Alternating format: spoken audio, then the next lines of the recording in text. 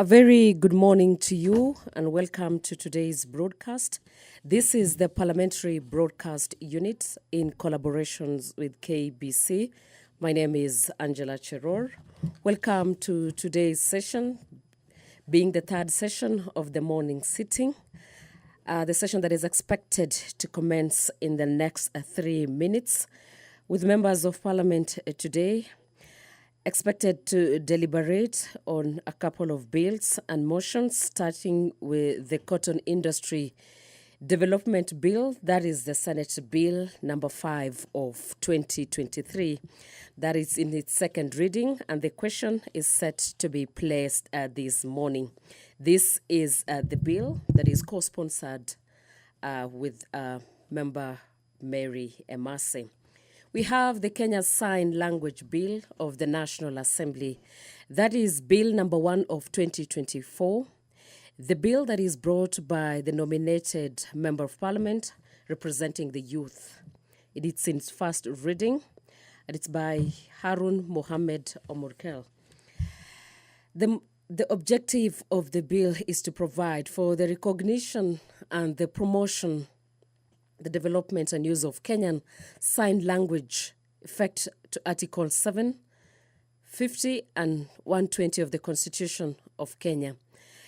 The bill is in line with the provisions of the Constitution, that is particularly Article 54 and 56 of the 2010 Constitution, that mandates the state to put in place measures for the promotion of the rights of the marginalized communities, including the persons with disabilities. Its enactment of the proposed legislation will therefore ensure that the members of the deaf community are treated with dignity in all the spheres of life and have access not only to information but to justice. This is the bill that is in its first reading today, and it's brought by the nominated Member of Parliament representing the youth, Honorable Omurkel Harun Mohammed. Clause 1 to 4 of the bill provides for the preliminary matters, including the short titles, the objects, and guiding principles of the proposed bill. It provides for various definitions as sign language, deaf, the deaf-blind, among others. It also provides for the establishment for the Sign Language Council, its functions, its powers, the composition of the council, their term of office, and the qualifications for the appointment. It also provides for the appointment of a registrar, who is the secretary, and the chief executive officer of the council, the registrar and its functions. It provides for the manner of the appointment of the staff of its council. It also provides for the access and non-discrimination, which guarantees the rights to use the Kenya Sign Language pursuant to Article 73B of our Constitution as the preferred language of communication. It places specific obligations on public and private entities to make provisions for Kenya Sign Language interpretation services in various sectors, ranging from that of health, education, media, telecommunications to the justice sector. It will provide for the registration of sign language interpreters, the requisite qualification, and the manner of applying of registration. It provides for a register of licensed sign language interpreters, that it's kept and maintained by the council. That it provides for issuance, renewal, cancellation, and suspension of practicing of certificate by council, as well as the effects of such cancellation. And the Deputy Speaker of the National Assembly, Honorable Gladys Boss, has walked into the House, and I now hand over you to the plenary. Honorable members, let us pray. Almighty God, who in your wisdom and goodness have appointed the officers of leaders and parliaments for the welfare of society and the just government of the people, we beseech you to behold with your abundant favor as your servants whom you have been pleased to call to the performance of important trusts in this republic. Let your blessings descend upon us here assembled, and grant that we treat and consider all matters that shall come under our deliberation in so just and faithful a manner as to promote your honor and glory, and to advance the peace, prosperity, and welfare of our country and of those whose interest you have committed to our charge. Amen.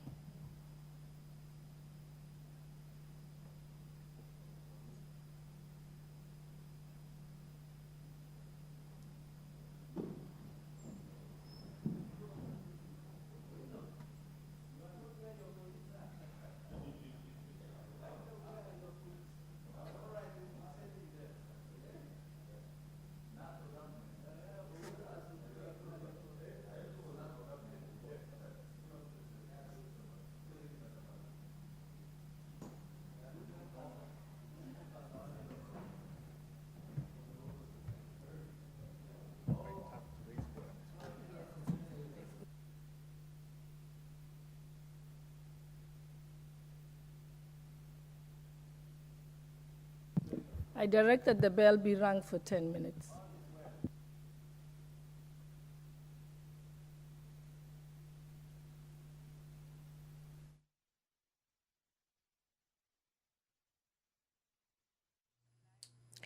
And having not achieved quorum for the commencement of the House, that is pursuant to Standing Order 34, a bell has been directed to be rung for 10 minutes to allow members of Parliament to walk in for this session, the third session of the morning sitting that was expected to commence at exactly 9:30 this morning.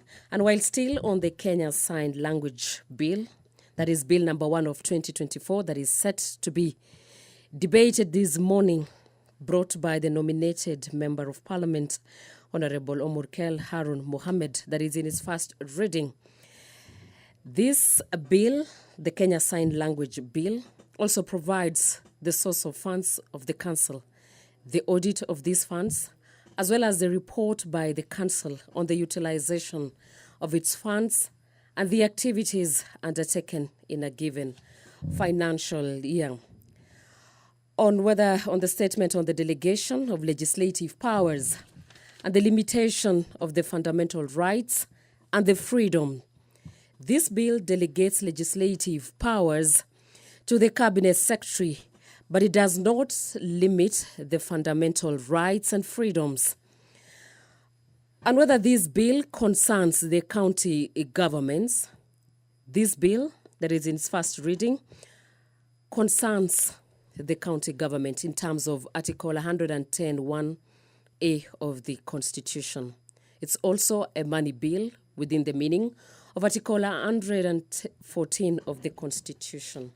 That is the Kenya Sign Language Bill, Bill number 1 of 2024, that is set to be discussed this morning. Also on the Committee of the Whole House, the Cancer Prevention and Control Amendment Bill, the Bill number 2 of the National Assembly, by the Member of Parliament for North Imenti, Honorable Abdul Rahim Dawood, is set to be deliberated this morning. With the principal objective of this bill is to amend the Cancer Prevention and Control Act 2012 to make provisions for the training of health cadres in the specialized medical field of oncology. This to include cancer treatment as part of the provisions of the primary health care and to incorporate the use of e-health and telemedicine. This bill, the Cancer Prevention and Control Bill, number 45 of 2022, seeks to amend Section 2 of the Principal Act by introducing the new definitions of terms, e-health and telemedicine. It seeks also to amend Section 5 of the Principal Act by expanding the scope of functions of the National Cancer Institute to include to promote the use of e-health and telemedicine in the treatment of cancer patients and to entrench treatment to cancer patients as a primary health care. It seeks to amend Section 31 also of the Principal Act, that is to make the provincials for promoting the training of health cadres in the specialized medical field of oncology. The statement of delegation of legislative powers and the limitations of the fundamental rights and freedom. This bill does not delegate legislative powers and nor does it limit the fundamental rights and freedoms. It does not contain any provisions limiting any fundamental rights or freedom. It affects the functions of the county governments as set out in the 4th schedule to our constitution. Therefore, this bill, the Cancer Prevention and Control Amendment Bill, that is brought by the Honorable Member for North Imenti, Honorable Abdul Rahim Dawood, concerns the county governments. The enactment of this bill shall not occasion additional expenditure of public funds. That is on the statement on whether the bill is a money bill according to the meaning of Article 114 of our Constitution. That is the Cancer Prevention and Control Bill that is expected to amend the Act of 2012 to make provisions for the training of health cadres in the specialized medical field of oncology, to include the cancer treatment as part of the provincials of the primary healthcare in the country, and to incorporate the use of e-health and telemedicine in our country. The members are also expected on the Committee of the Whole House to debate on the Land Amendment Bill of 2022 that is brought by Honorable Simon Kingara, the Member of Parliament, which is expected to amend the Land Act number 6 of the 2012 in order to provide that where public land has been allocated to a public body or a public institution by the National Land Commission, NLC, for a public purpose, or whether the land set aside by persons or land buying companies for a public purpose. That is, the Registrar of Lands under the Land Registration Act of 2012 shall issue a certificate of title in the name of the public body, public institution, or the relevant ministry, as the case may be. As it is presently, public land and land set aside for a public purpose by land buying companies continue to be grabbed by private persons, primarily because there exists no certificates of title issued in respect to the said land or such land. This bill by Honorable Simon Kingara seeks to provide for the registration of public lands. It does not delegate legislative powers, neither does it limit fundamental rights and freedoms. It also seeks to amend the Land Act so as to provide for the registration of public land and land set aside for a public purpose. In view of this, the bill does not concern county governments in terms of Article 110(1)(a) of our Constitution, as it does not affect the functions nor the powers of the county government recognized in the 4th schedule to the Constitution. And this enactment of the Land Amendment Bill, the National Assembly Bill number 40 of 2024, does not and shall not occasion additional expenditure of public funds. That is the bill that is expected to come up in this morning session, the 3rd session of the morning sitting, today being Wednesday, March 13th. Also, the members of Parliament will be deliberating on a motion on the development of a satellite-based climate change monitoring policy by the Member of Parliament, Abdul Haro. The House resolves. Thank you very much, Honourable Speaker. Honourable Speaker, I beg to lay the following papers on the table of the House today, Wednesday, 13th March 2024, morning sitting. reports of the Auditor General and financial statements for the year ended 30th June 2023 and the certificates therein in respect of 1. Railway Development Levy Fund Holding Account, State Department for Transport. 2. GCF Project Preparation Facility, Devolved Climate Change Governance to Strengthen Resilience of Communities in Target Counties. Project number KN-PPF-010-National Environmental Management Authority. Kenya Water Security and Climate Resilience Project Grant number TFOA 0761A and credit number 5268-5674 KE, State Department for Water and Sanitation. For Kenya Rural Transformation Centers Digital Platform Project, Cooperative University of Kenya. 5. Kenya Slum Upgrading Low Cost Housing and Infrastructure Trust Fund, State Department for Housing and Urban Development. And lastly, 6. National Quality Control Laboratory. Honorable Speaker, I beg to lay.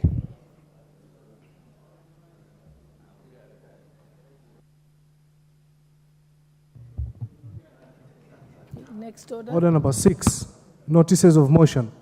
Order number 7, questions and statements.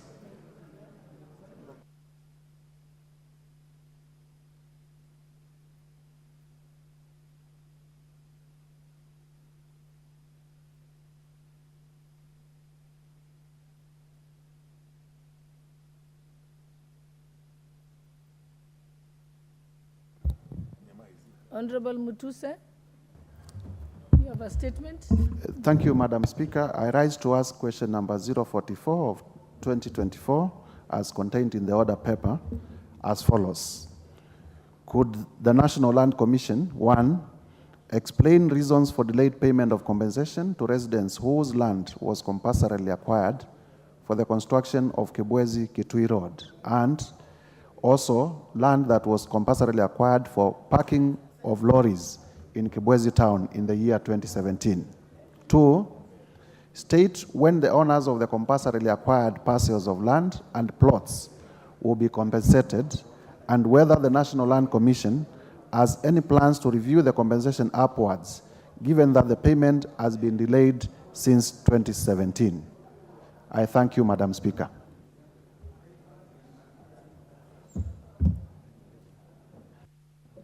Is there any other statement?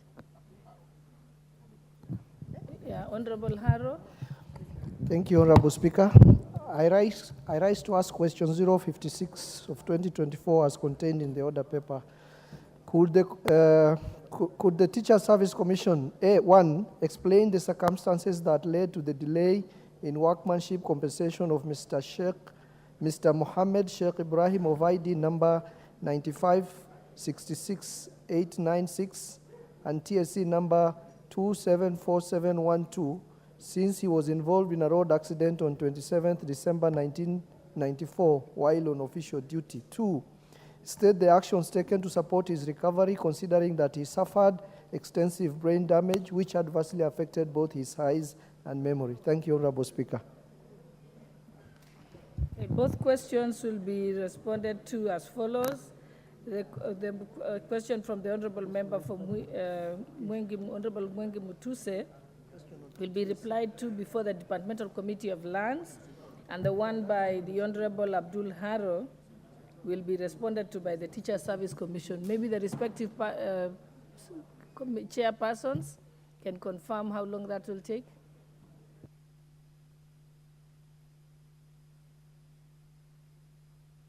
Chairman Education and the Chairman of Lands.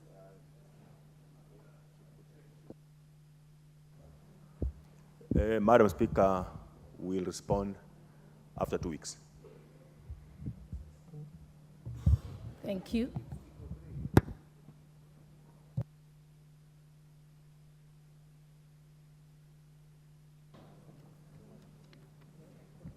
Order number 8, the Cotton Industry Development Bill, Senate Bill number 4. Question to be put.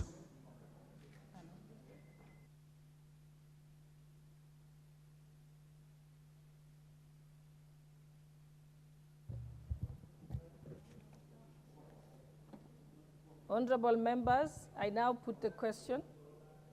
We are on order number 8, right? Yeah, honorable members, I now put the question that the Cotton Industry Development Bill, Senate Bill number 5 of 2023 be read a second time. Will as many as of that opinion say aye? Aye. Will as many as of the contrary opinion say nay?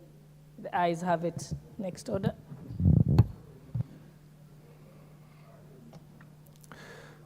The Cotton Industry Development Bill, a bill for an act of parliament to provide for the production, processing, marketing, and distribution of cotton in Kenya and its products, establish the Cotton Industry Development Board, provide a framework for cotton farming, ensure value addition to cotton and its related products, and for connected purposes.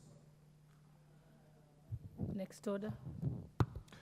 Order number 9, the Kenya Sign Language Bill, National Assembly Bill number 1 of 2024, first reading. A bill for an act of parliament to give effect to Articles 7, 3B, 44, 50, 52M, 54, 1D, and 120 of the Constitution to establish the Kenya Sign Language Council for the regulation of sign language interpretation in Kenya and to provide for the recognition, promotion, and use of Kenya Sign Language and for connected purposes. Next order. Order number 10, the Whistleblower Protection Bill, National Assembly Bill number 56 of 2023, first reading. A bill for an act of parliament to provide for the procedure for the disclosure of information relating to improper conduct in the public and private sectors, to provide for the protection of persons who make such disclosure against victimization and for connected purposes.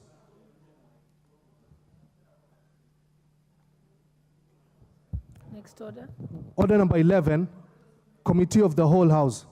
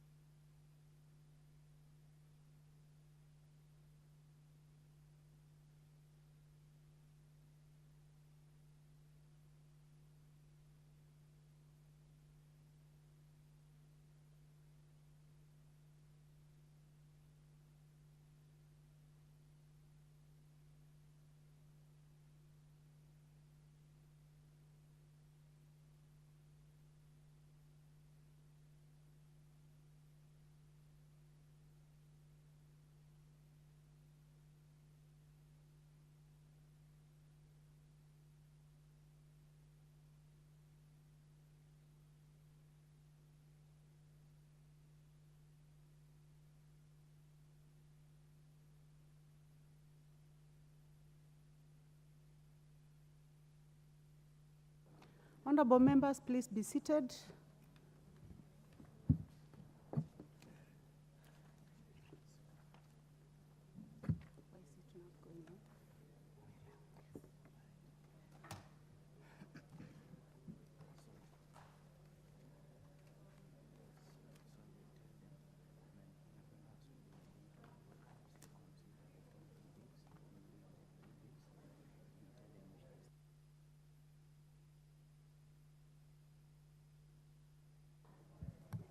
So, honorable members, we are in the Committee of the Whole House. We are going to consider the following bills: the Land Amendment Bill, National Assembly Bill number 40 of 2022.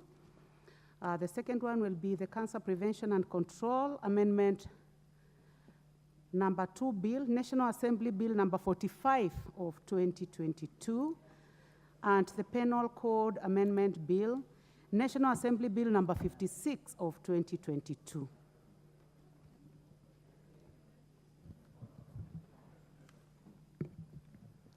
Clause 3.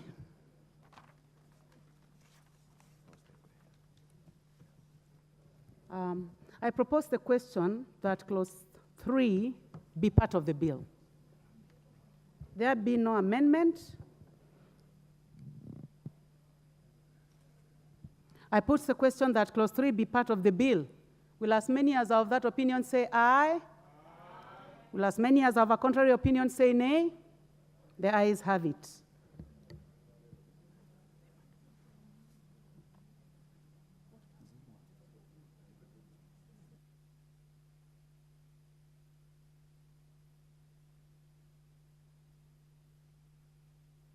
I would like to find out whether the Honorable Kengara is in the house. If you are, please approach the table.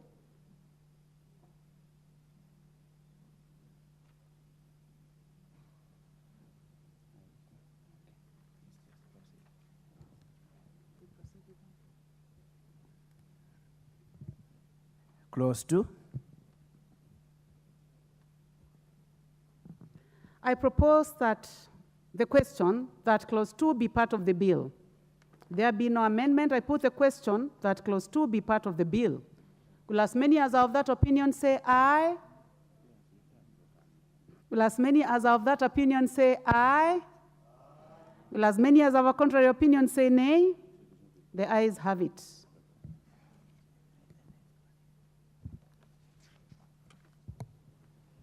Title.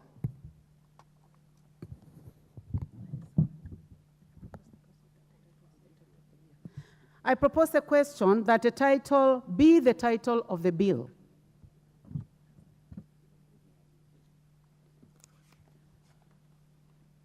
I put the question that the title be the title of the bill. Will as many as are of that opinion say aye? Will as many as are of a contrary opinion say nay? The ayes have it. Clause 1. I propose that clause 1 be part of the bill. I now put the question that clause 1 be part of the bill. Will as many as are of that opinion say aye? Will as many as have a contrary opinion say nay? The ayes have it.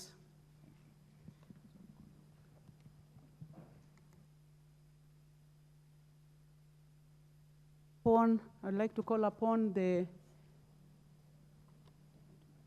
Deputy Majority Leader to report closing on behalf of the member who is absent. Okay. On Chairperson, I beg to move that the committee do report to the House its consideration of the Land Amendment Bill, National Assembly Bill number 40 of 2022, and its approval thereof with or without amendment. Without amendment. Thank you, Honorable Speaker. Give a point of order. Okay. Yes, just allow me to say something on this matter. It's unfortunate that the member who's the sponsor of the bill is not even present in the House. So I think I was asking the Deputy Majority Leader that in future, if the member is not present, we should just remove that particular proposal out of the order paper. Because if they are not committed enough to be here in the House, then there is no point. So I'm requesting that you put that before the House Business Committee so that it can be a proper direction from the substantive speaker so it doesn't happen again. Even for the matters that were being read for a second time, for the exception of Honorable Emase, who's sponsoring the cotton bill, she's here. But the sponsor of the sign language bill was also not present in the House. So I think it is something that we must, in order to instill a spirit of excellence in the House. Thank you.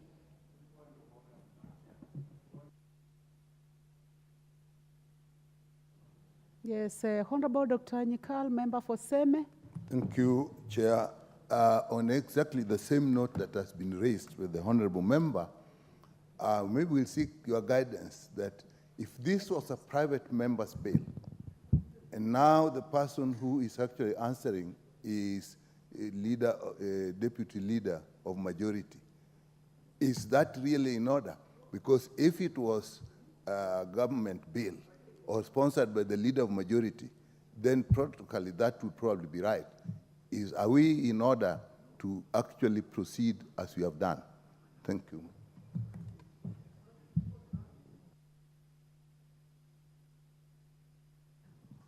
Well, honorable members, it is important to note that this is a very important bill. It concerns registration of public land, which is a big issue, even within the Departmental Committee on Lands.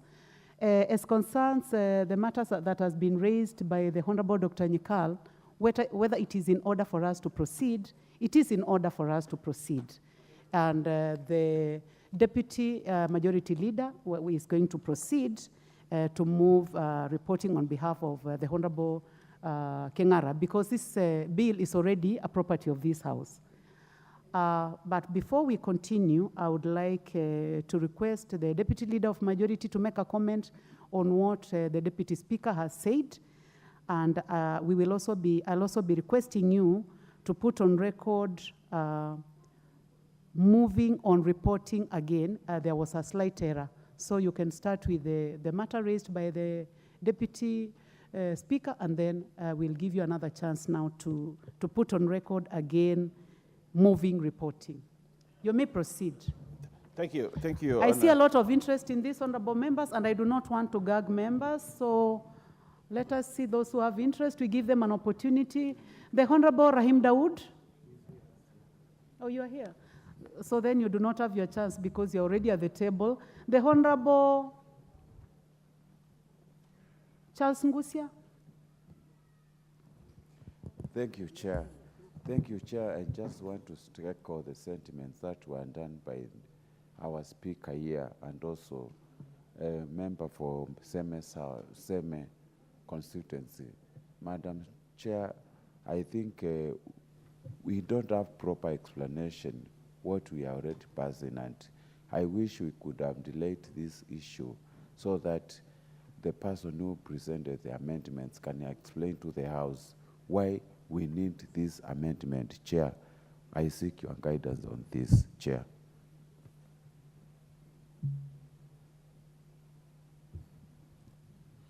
The Honorable Moses Ijendi, member for Malava. Madam Speaker, I'm following up on Honorable Sholei's comment. Madam Speaker, as per the Speaker's ruling sometimes back, when a member is not available, he normally does a letter indicating the person that he would like or she would like to stand in for him.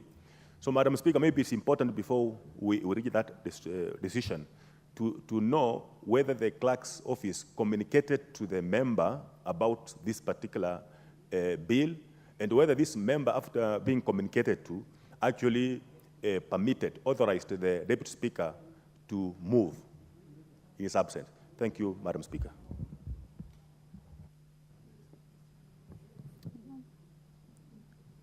The Honorable Tindi Mwale, member for Butere. Thank you, Madam Speaker, Madam Chair. I also want to comment on the weighty issue which has been presented by the Deputy Speaker. Madam Speaker, just as you have alluded some seconds ago, this bill is no longer a personal bill, a private member's bill. The moment the bill is presented to this House, it becomes the property of this House.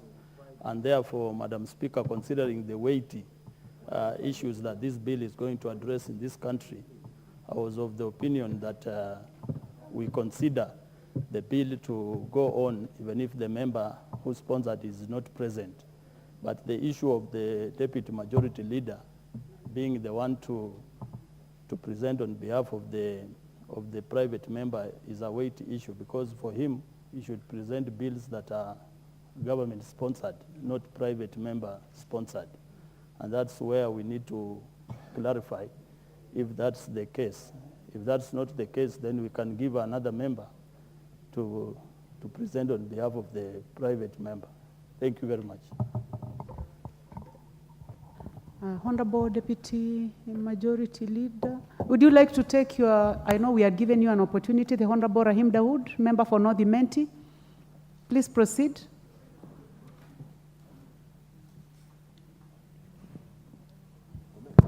Thank you, Madam Chair.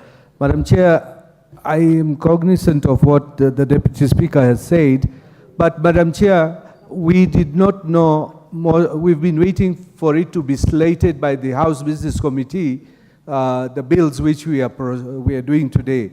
So maybe the member was not aware that it would be put today, because we were expecting it even last week, the week before. So maybe the member is not around, he's out of the country, so he could not be here. So I believe the Majority Leader should be in his right place to move this bill, Madam Speaker. Because if we don't do it, then private members will have big issue with their bills because we are never sure when they're coming. Thank you. Well, thank you. Honorable members, thank you very much for your comments, and thank you very much, the Honorable Deputy Speaker, for this matter that you have raised. Honorable members, I would like to inform you that the Honorable King'ara was duly informed that this bill will be on the floor of the House this morning. We had also cited him within the vicinity of Parliament, and since the Deputy Majority Leader has, and I can see him already walking in, you may need to consult with the Deputy Majority Leader before we proceed. But honorable members, this matter has already gone beyond the Honorable King'ara. We are already in the Committee of the Whole House. We've already handled the amendments as they were raised. So I order that we continue. And I give an opportunity to the Deputy Majority Leader. Thank you very much, Honorable Chairperson. Honorable Chairperson, it is imperative that members who have matters slated to come, especially Wednesdays morning, which we know are private members' matters, should come to the House to avoid situations where we must step in to do things for them. Honorable Speaker, you know, sometimes this Wednesday session, I don't have to be here. Actually, the whip doesn't have to be here. Because members, personal matters, they need to lobby members, to push members to come to the chamber and galvanize for their votes. But what they do now, they make it difficult for us to start galvanizing and moving and, you know, lobbying members on their behalf, even when they have not even talked to us about their business.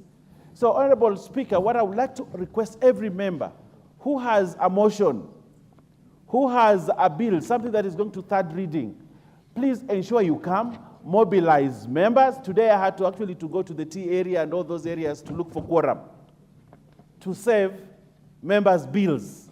It is not the responsibility of the leadership to mobilize for you. Mobilize your own people. Mobilize your members to come and support you in your bill. Today, the 3 bills have been read here. First reading, 3 bills, and all of them are not here. The Honorable Kasalu is not here. The Honorable, the one for Cotton. The Cotton one is here, but the bill on Kenya Sign Language, Umulher, is not here. And yet their bills are coming for first reading. Honorable Speaker, I would like to request members, if we have matters that are coming, and the clerk's office is very good, it sends SMSs to everybody to tell them about the matters that are coming.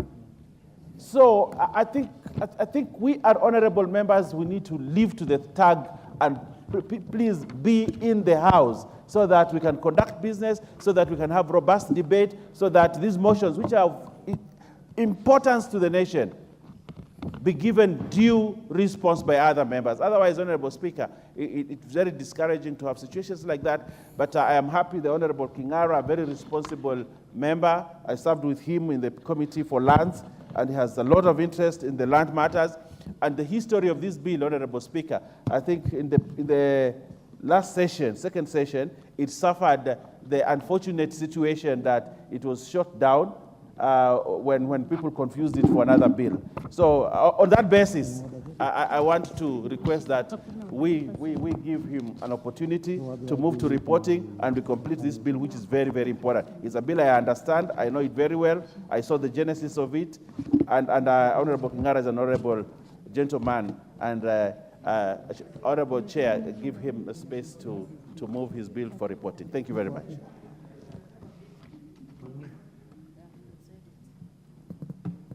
Thank you very much, Deputy Majority Leader, and also thank you, the Honorable Deputy Speaker. Honorable members, I would like to report that the Honorable King'ara is already in the House. Honorable King'ara, we have concluded your bill, and I am now going to give you an opportunity to move reporting.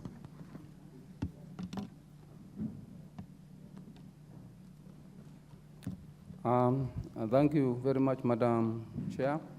May I start by apologizing of not being here. I was here in the morning. It outcropped a security issue in Iloilo where County Commissioner was involved, and I had to trust there was that my duty.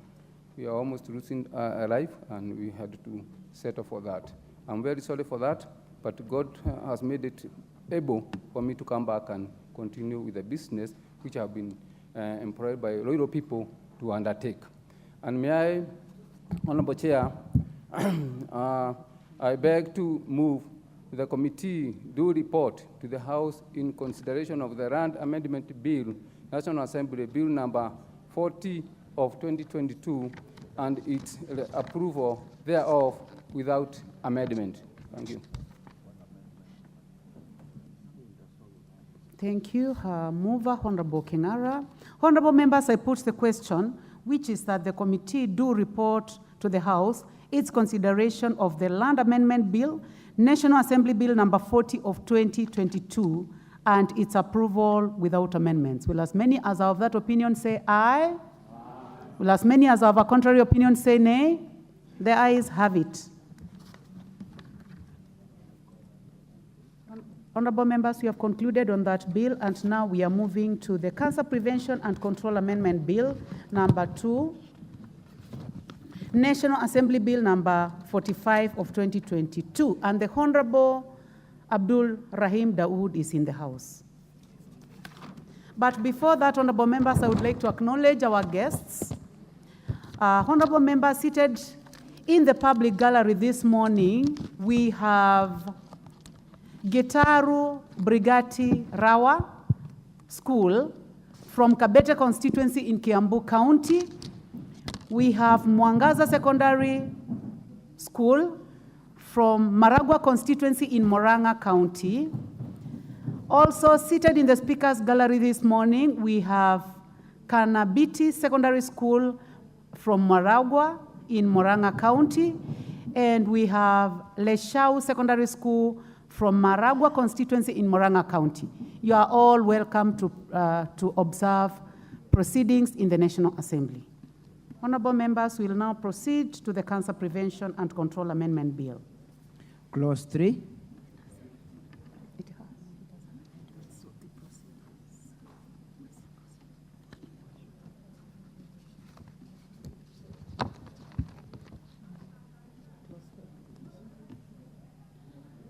Honorable members, I propose the question that clause 3 be part of the bill. It has an amendment by the Chair Health.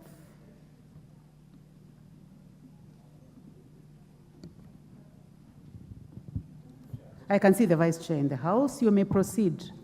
Honorable Munene. Thank you, Chair.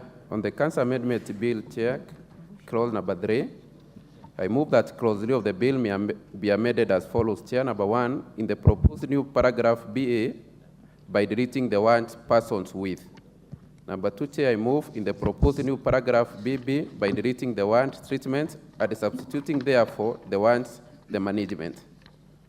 And number 3, by inserting the following new paragraph immediately after the proposed new paragraph BB with a BC to secure and regulate the use of e-health in cancer management and the provision of cancer diagnosis, treatment and rehabilitation services, and other medical care related to cancer.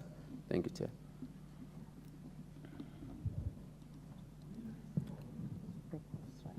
Honorable members, I propose the question that clause 3 as amended be amended as proposed by the Vice Chair. Deputy Speaker. Thank you, Honorable Chairperson. I just thought I would use this opportunity to remind the House that even as we discuss about amending the Cancer Prevention Bill, we also need to remind ourselves that despite a petition that I brought before this House in 2019, which can help us further prevent cancer by ensuring the removal of 262 pesticide products that have been confirmed by world science as causing cancer. In fact, they were not only confirmed by world science, but persons who developed cancer as a result of those pesticides continue to be sold in this country.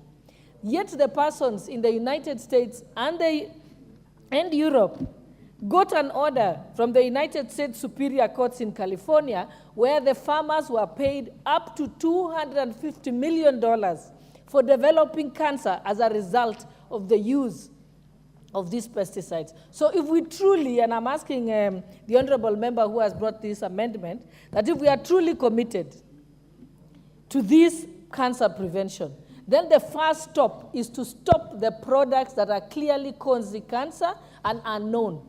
And this has been brought before the Pest Products Control Board several times. They have been incorrigible. They have continued to be in bed with the agrochemical companies. And in fact, recently, I know they were appearing before the Health Committee. And honorable member, you know very well, you were a member of the Health Committee when I appeared before the Health Committee. The Health Committee, instead of ordering that those products be removed from the Kenyan market, the committee was irresponsible by leaving it back to the vultures who are the Pest Products Control Board, telling them, please remove them from the market. So far, since 2019, they have only removed 7 products. The rest continue to remain on the market. Roundup, people who got, it was confirmed, Roundup gave people cancer. They were removed from the markets abroad. But here in Kenya, they are being resold under a different name. All those products are in our market. It is known to the authorities. It is known to the Health Committee. So actually, what we are doing in amending that bill is counterproductive. The real amendment should be dealing with this. And I think it's one of the things we should be asking in the House, why is the Health Committee not acting? The first Health Committee in the 12th Parliament did not act. The second Health Committee in this 13th Parliament has not acted. The Pest Products Control Board has not acted. The Ministry of Agriculture has not acted. Yet these are known facts.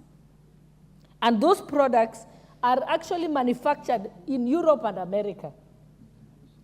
But in those countries, they are not allowed to be used. They are allowed to manufacture them for export to foolish countries like Kenya, who are foolish enough to allow the product into their country to continue to kill their members of public. Thank you, Honorable Chairperson. Yeah, the Honorable Dr. Nyikal, and you may make your comments short. Make the comments short. Madam Chair, mine will be very short. I'll give you a chance because your committee has been mentioned. The Deputy Speaker, I agree with her, but that really belongs to the third reading. Me, I'm just coming up to support the amendments. And in the third reading, I'll also actually support her further. But I do support these amendments. I have actually made a proposal before for similar amendments, so I support these ones. Like in number 1, persons with was actually superfluous. It just needed to end with management and treatment. You didn't have to add persons with. So that I support. The word treatment to be replaced by management makes sense because treatment is narrow. It's just the application of medicine, while management is more comprehensive, indicating nutrition, psychological care, and all those. So I support that. And then 3, the e-health. I support this, but again, in the third reading, we have noticed something that as much as we are very keen with digitization, there are problems that are rising. So, Madam Speaker, I support the amendments. The Vice Chair. Thank you, Chair. Okay. Chair, I start on behalf of the Health Committee to say 2 things. 1, I've had a long discussion with the Deputy Speaker, Madam Chair, on the issue of pesticides in this country and regulation of pesticides in this country. It's an issue I've conversed with her severally, and it's true I sat in the last Parliament in the Health Committee, and she brought that matter in Parliament, and it was brought to the Health Committee. But the Health Committee didn't behave irresponsibly, Chair. We sent the matter to the responsible organ, the PCB, and we have discussed with the Deputy Chair that we have a problem at Pesticide Control Board. As she has put it lightly, they are in bed with these companies. Because, Chair, in this country, you go to a company that is doing agriculture, maybe vegetables, onions, and you find there are 2 categories of vegetables. 1 meant for Kenyan, and 2 meant for export. There are chemicals that they can't use for those that are meant for export. Those that are meant for export, they use good chemicals, but those that are to be consumed locally, Chair, They use these peace signs that have been banned across the country. So, Thank Chair, you. Vice Chair, then I order that the matter concerning the petition Yes, be Chair. handled differently, Yes, so Chair. that we can focus on, Yes, Chair. on this We bill. just need to But handle that petition as differently. the Deputy Speaker was supporting the amendment, Yes. she has actually raised a very important matter, which you can pick up at another time. Yes, and I'm So thank concurring you with very that, much. Chair. What she has listed is true, and she has talked to me severally on the same. Thank you. The Honorable Gikaria will be the last one on this. Thank you. Thank you, Honorable Chair. Honorable Speaker, Chair, I want to support the Deputy Speaker. Honorable Chair, and more so to reiterate on the Committee on Implementation. The Committee on Implementation, once Parliament has spoken, the required period of time that is supposed to be taken, and then the Committee of Implementation should take up that matter and be able to make a follow-up. If a decision had already been done, and maybe the ministry is lagging its feet, then again the Committee on Implementation. And rightly, as the Deputy Speaker said, Honorable Chair, we must stop this madness where people, they cause cancer, they send us to us, they don't use it in their country. Then they bring it here. At the same time, again, we are supposed, or we are forced to buy medicine from the same. Honorable Chair, I think as much as we support this, what the Deputy Speaker has said should be taken into consideration with a lot of seriousness. Thank you. You have made your point. Honorable members, I now put the question that clause 3 as amended. I'll take that again. I now put the question that clause 3 be amended as proposed by the Vice Chair. Will as many as have that opinion say aye? Will as many as have a contrary opinion say nay? The ayes have it. I now put the question that clause 3 as amended be part of the bill. Will as many as have that opinion say aye? Will as many as have a contrary opinion say nay? The ayes have it. Clause 4. I now propose the question that clause 4 be part of the bill. It has an amendment, Vice Chair. Thank you, Madam Chair. Madam Chair, I move that clause 4 of the bill be amended by deleting the proposed new subsection 3 and substituting thereof the following new subsection 3. The Institute shall collaborate with the national government, universities, colleges, and the private sector to promote the training of oncology professionals. By the Institute, Chair, we are referring to the Cancer Institute of Kenya. I move, Chair. Thank you. I propose the question that clause 4 be amended as proposed by the Vice Chair. I don't see any interest in this. There is interest on board, Dr. Nyikal? Always. Thank you, Chair. I rise to support this. Cancer is an important issue. And if you do not have collaborative effort, you really cannot. Therefore, these amendments brings universities, colleges, private sector, and training institutions, particularly the training of oncologists. That's where the thing lies. So this is a very, very important amendment, and I support. The Honorable Owen Bayer, do you have interest in this?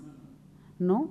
I now put the question that clause 4 be amended as proposed by the Vice Chair. Will as many as have that opinion say aye? Will as many as have a contrary opinion say nay? The ayes have it. I now put the question that clause 4 be, as amended, be part of the bill. Will as many as have that opinion say aye? Will as many as have a contrary opinion say nay? The ayes have it. Clause 2. I propose the question that clause 2 be part of the bill. There be no amendment. I put the question that clause 2 be part of the bill. Will as many as have that opinion say aye? Will as many as have a contrary opinion say nay? The ayes have it. Title. I propose the question that the title be the title of the bill.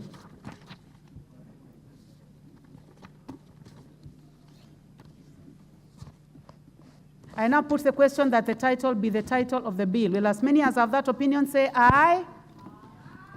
Will as many as have a contrary opinion say nay? I am going to take that again. Will as many as are of that opinion say aye? Will as many as have a contrary opinion say nay? The ayes have it. Clause 1. I propose the question that clause 1 be part of the bill. I now put the question that clause 1 be part of the bill. Will as many as are of that opinion say aye? Will as many as have a contrary opinion say nay? The ayes have it. Honorable members, we have come to the end.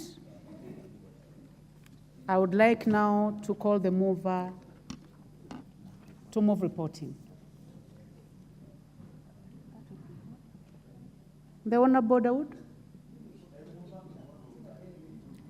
Honorable Chairperson, I beg to move that the committee do report to the House its consideration of the Cancer Prevention and Control Amendment Bill, Bill number 2, National Assembly Bill number 45 of 2022, and its approval thereon with amendments.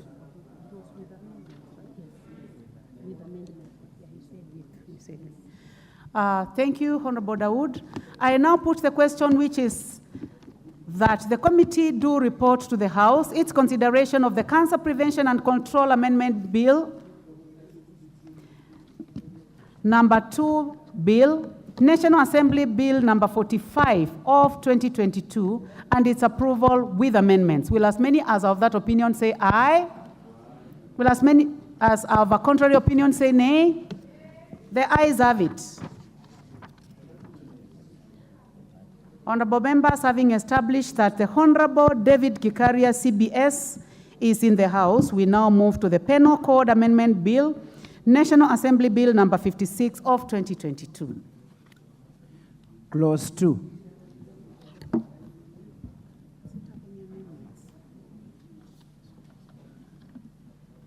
Honorable members, I propose that clause 2 be part of the bill. There be no amendment. I now put the question that clause 2 be part of the bill. Will as many as have that opinion say aye? Aye. Will as many as have a contrary opinion say nay? The ayes have it. Title. I propose the question that the title be the title of the bill. Will as many as have that... I now put the question that the title be the title of the bill. Will as many as have that opinion say aye? Aye. Will as many as have a contrary opinion say nay? The ayes have it. Clause 1. I propose the question that clause 1 be part of the bill. I now put the question that clause 1 be part of the bill. Will as many as are of that opinion say aye? Aye. Will as many as have a contrary opinion say nay? I am going to take that again. Will as many as are of that opinion say aye? Aye. Will as many as have a contrary opinion say nay? The ayes have it.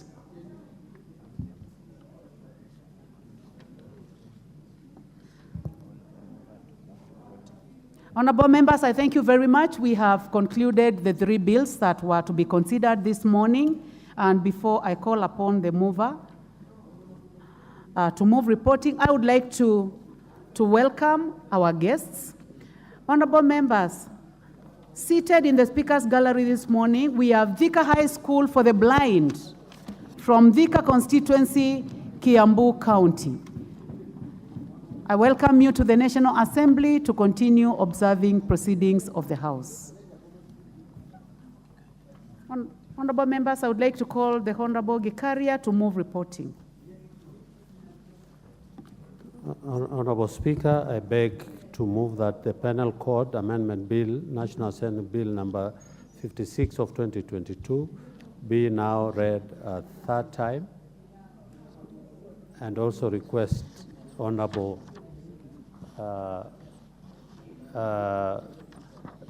Kengara, Honorable to second.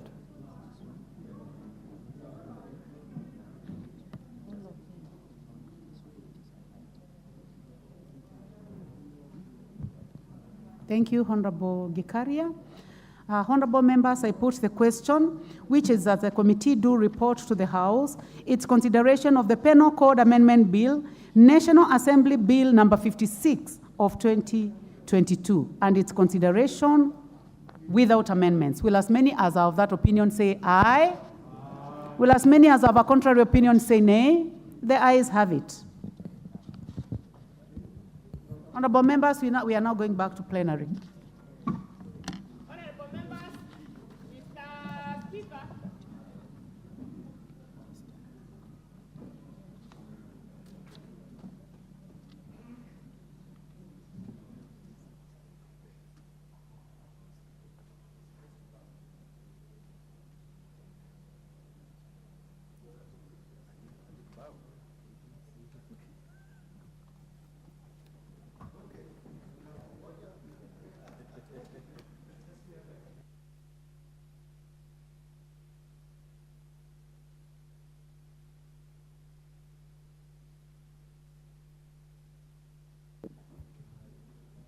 Can we have the mover?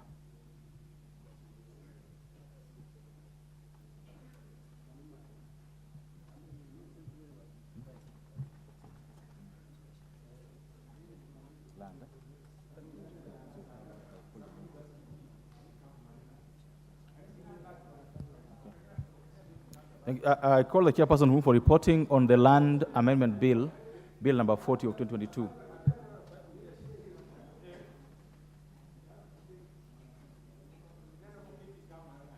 Thank you. Honorable Speaker, I beg to report that the Committee of the Whole House has considered the Land Amendment Bill, National Assembly Bill number 40 of 2022, and approved the same without amendments. Thank you. The mover?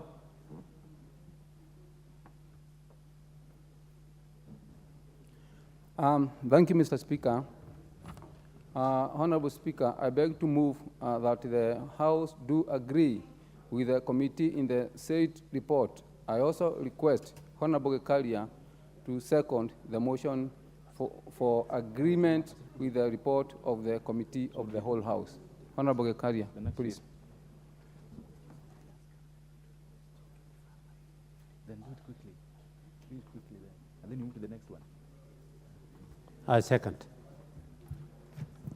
Thank you. Members, I propose the question, which is that the House do agree with the committee in the said report.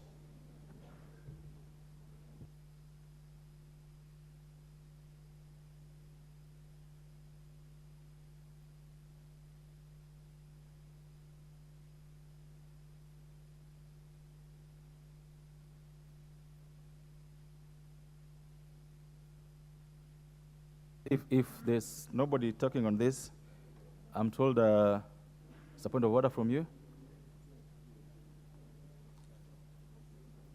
Members, for obvious reasons, we will put the question on this matter in the next sitting.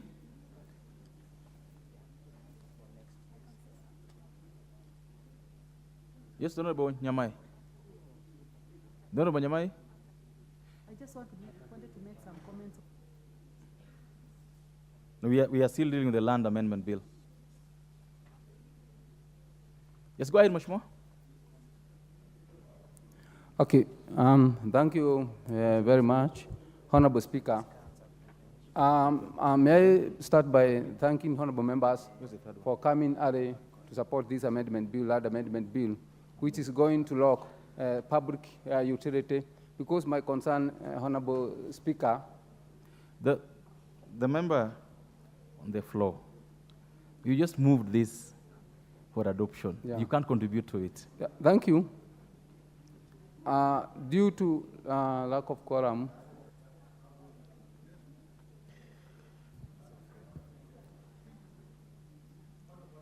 the honorable members have guided that the question on this particular bill for adoption will be put in the next sitting.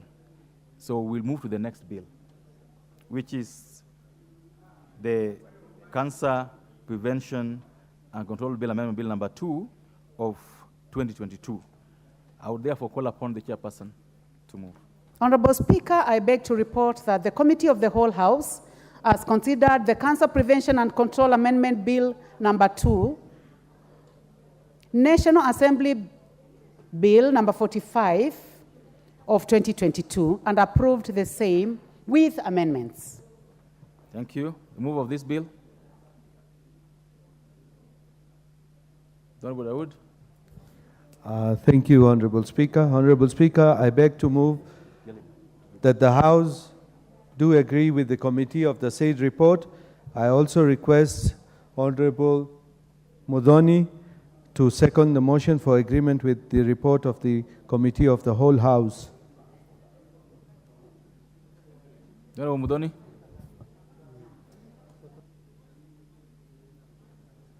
Honorable Modoni, is she in the House? Okay, go ahead. Honorable Modoni is up there. Thank you, Mr. Speaker. I second this bill. Thank you. Okay, honorable members, I therefore propose the question, which is that the House do agree with the committee in the said report. Anybody talking on this matter? The Honorable Nyamai wanted to contribute on this matter? No? Okay. The Honorable Fire. The Honorable Bayer. Honorable Speaker, due to the import of the matters that have been canvassed and the reporting that has been made and the importance of these bills, Honorable Speaker, I would request that we defer to put the question in the next session when we are ready to do that. But right now, I would request that you defer putting the question. Thank you, Honorable Speaker. Thank you. The putting of the question on the adoption of that report on this report is accordingly deferred to the next time this bill comes up for consideration in the House. The next bill is the Penal Code Amendment Bill number 56 of 2023. Thank you, Honorable Speaker. Honorable Speaker, I beg to report that the Committee of the Whole House has considered the Penal Code Amendment Bill, National Assembly Bill number 56 of 2022, and approved the same without amendments. Thank you, Honorable Gikaria, the mover.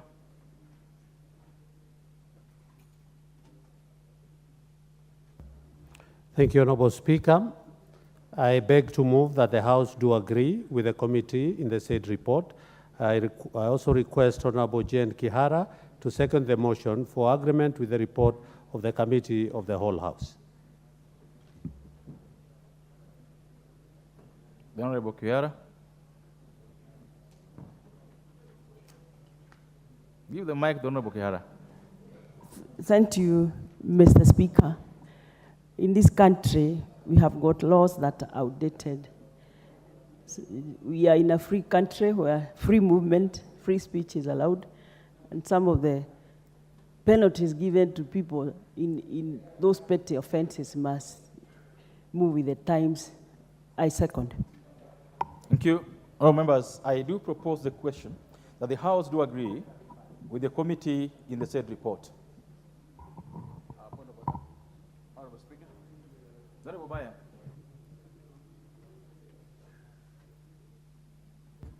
Honorable Speaker, I beg your indulgence that we defer putting the question on this matter. It's an important matter, and it is important that this matter, the question be put next time so that we can achieve what we need to achieve as a parliament. So I request and indulge you that you defer putting the question. I thank you, Honorable Speaker. Thank you. The decision on the adoption of that report is therefore put to the next time this report comes up for consideration in the House.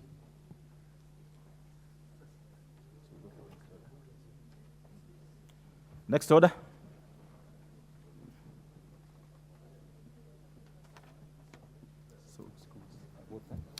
Order number 12, motion. Development of a satellite-based climate change monitoring policy. Resumption of debate. Which member is that? Thank you. Before I call the Honorable Abdul, all members, join me in welcoming students from Harambee Junior School, from Makarata constituency in Nairobi, and students from Ibiriga Day Secondary School, from Chuka, Igamangombe, Tharaka Nithi.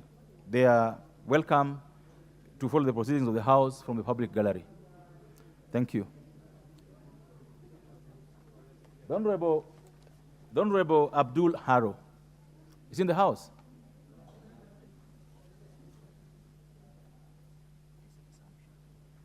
So The honourable member, we are resuming debate on the Honourable Abdul Haro's motion on the development of a satellite-based climate change monitoring policy.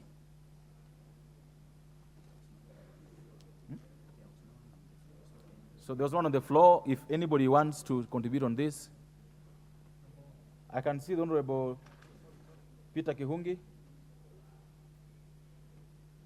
the Honourable Nyikal,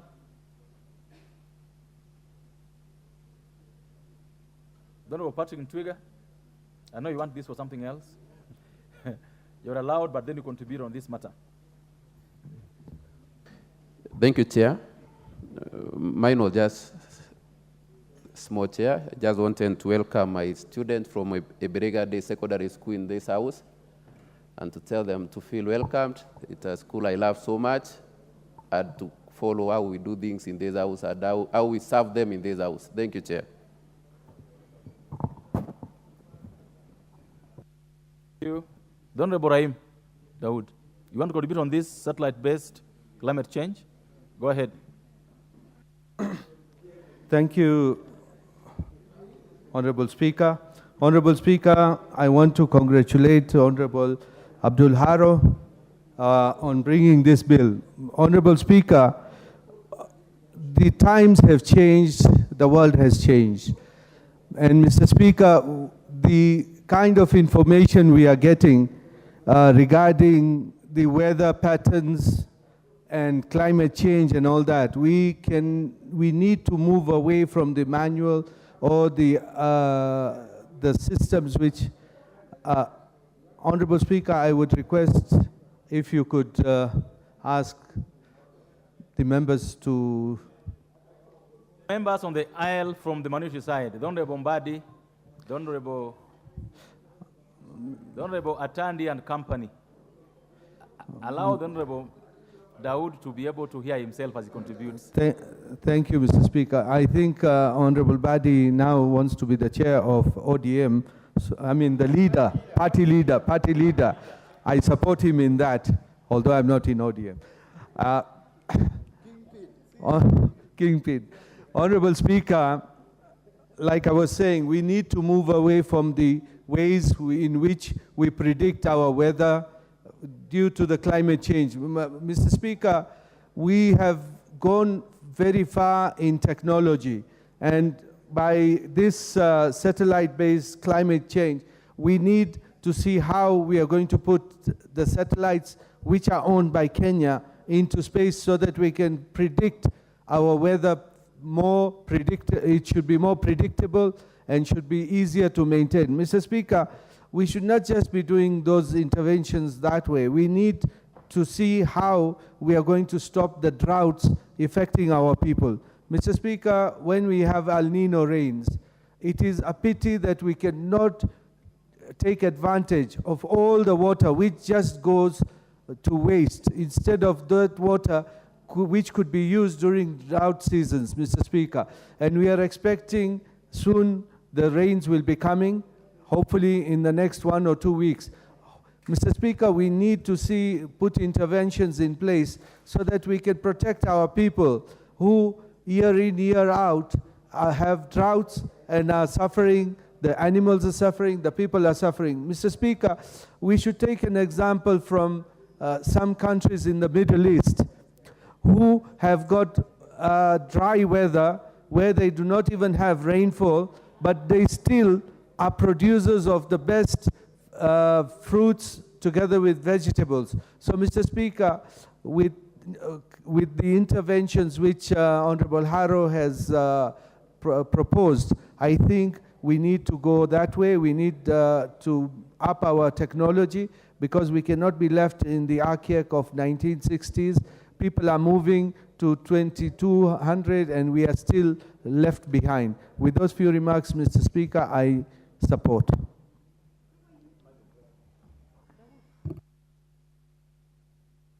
For Samburu East.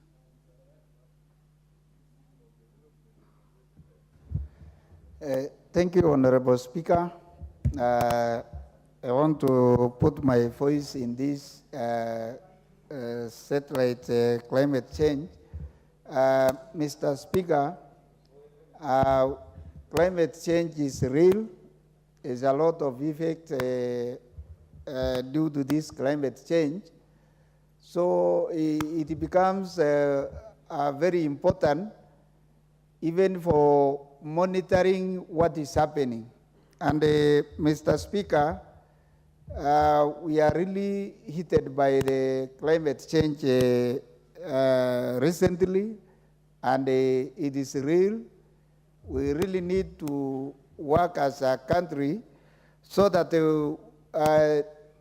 the climate change can be monitored easily. And when these satellites are put up, Mr. Speaker, it will try to solve this issue. And Mr. Speaker, there is a lot of things happening which we really need to monitor due to this climate change. It's a very good idea, important, it will help us.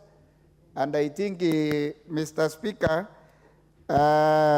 nowadays, if you see maybe where we used to expect the rain, as maybe now we are expecting long rains in some other parts of Kenya, it may not rain due to this climate change.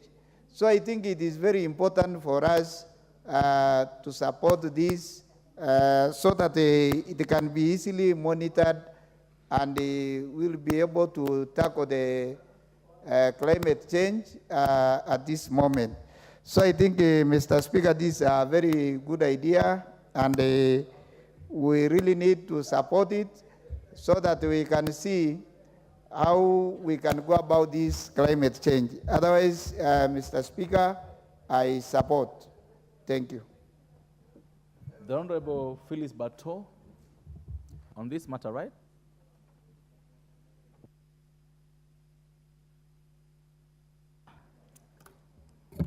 Thank you, Mr. Speaker, for giving me this opportunity to also make a contribution on this very important motion on development of a satellite-based climate change authority policy.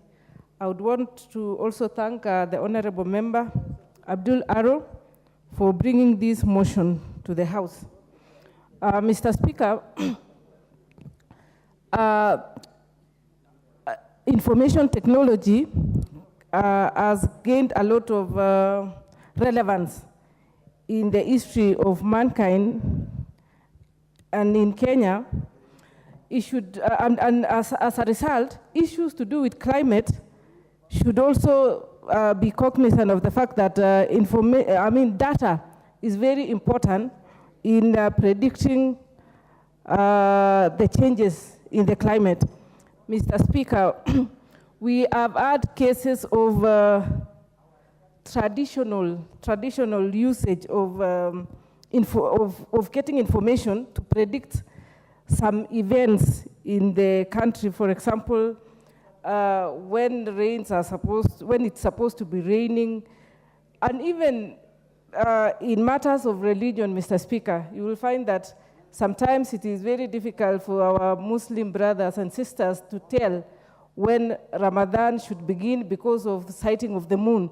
Yet, Mr. Speaker, such information can be predicted using information technology, and we will be able to budget for every issue, every idea which is about to happen. Mr. Speaker, we realize that sometimes when you want to travel, for instance, when you want to fly to maybe, for example, for me, to Eldoret, or you want to travel to any part of the world, you arrive there and it is raining. Otherwise, if we take advantage of the information technology, you will be able to get information timely and know what is happening in which part of the world. Mr. Speaker, I take a case of my constituency where we are supposed to be planting. This is a planting season. The farmers are out there waiting for, they receive mixed signals on when they are supposed to plant, when they are supposed to plow the land, when they are supposed to, when they are supposed to be participating or carrying out any farming activity by just guesswork, because we don't have we don't have clear data to predict the climate patterns which farmers can take advantage of. Mr. Speaker, right now, the farmers are queuing in National Cereals and Produce Board offices or queuing for fertilizer. And at the same time, they don't know exactly when to plant. They are just imagining it's next week, it's 2 weeks to come, it's in April, it's in May. Those who are planting maize are supposed to have, sometimes in the past, planting season was supposed to start in March.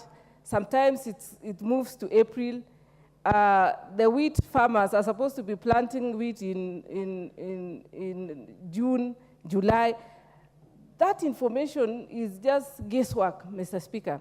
If the policy is developed and utilized so that information is timely, we will not have, the farmers are able to plan at the right, when to plant, when to harvest, and so on, because they will be having information. Mr. Speaker, information is power. And once they have information, they will be able to carry out their activities without any hitch. Mr. Speaker, we have scenarios where some places are very remote, Mr. Speaker. They don't get any information. And if we utilize this technology, we will be able to reach to the extreme parts of Kenya. A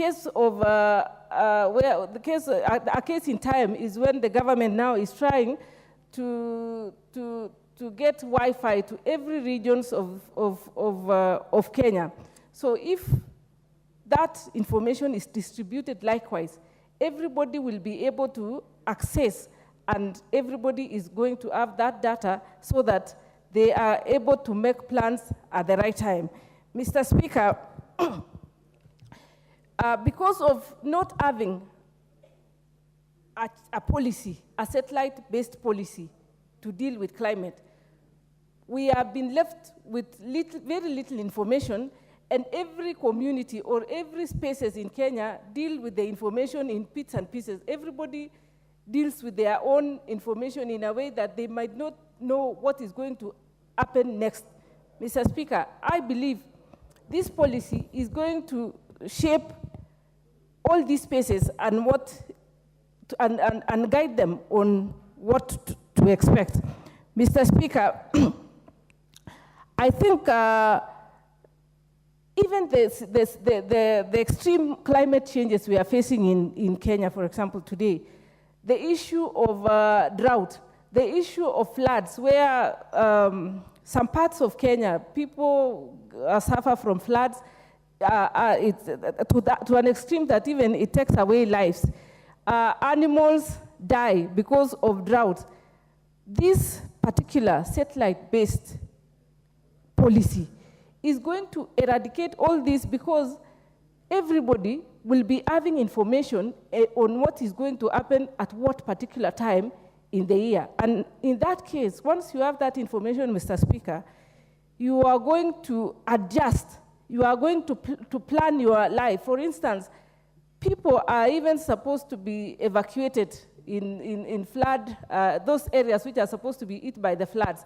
And if it's done on time, so that we don't just get surprises. We don't just wake up in the morning and it is in the news that a whole village has been swept by floods. Or we realize that a whole village, animals are dying because of drought. And this information, we should have gotten it early enough for us to be able to plan, Mr. Speaker.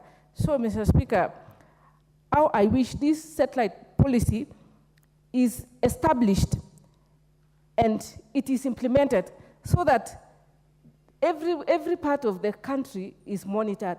Every part of the country gets information. Every part of the country is given data on how to establish their behavioral patterns so that they'll be very much aware on what is happening every season, every time of their lives. We have had devastating effects on our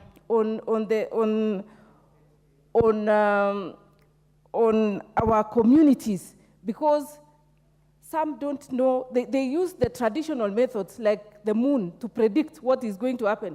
For example,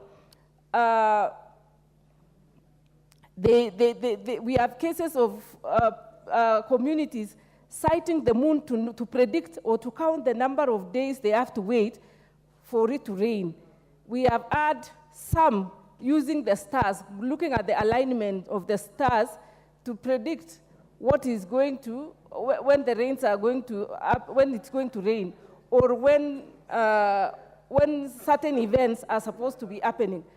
Mr. Speaker, gone are the days when we should be relying on such happenings in the 21st century.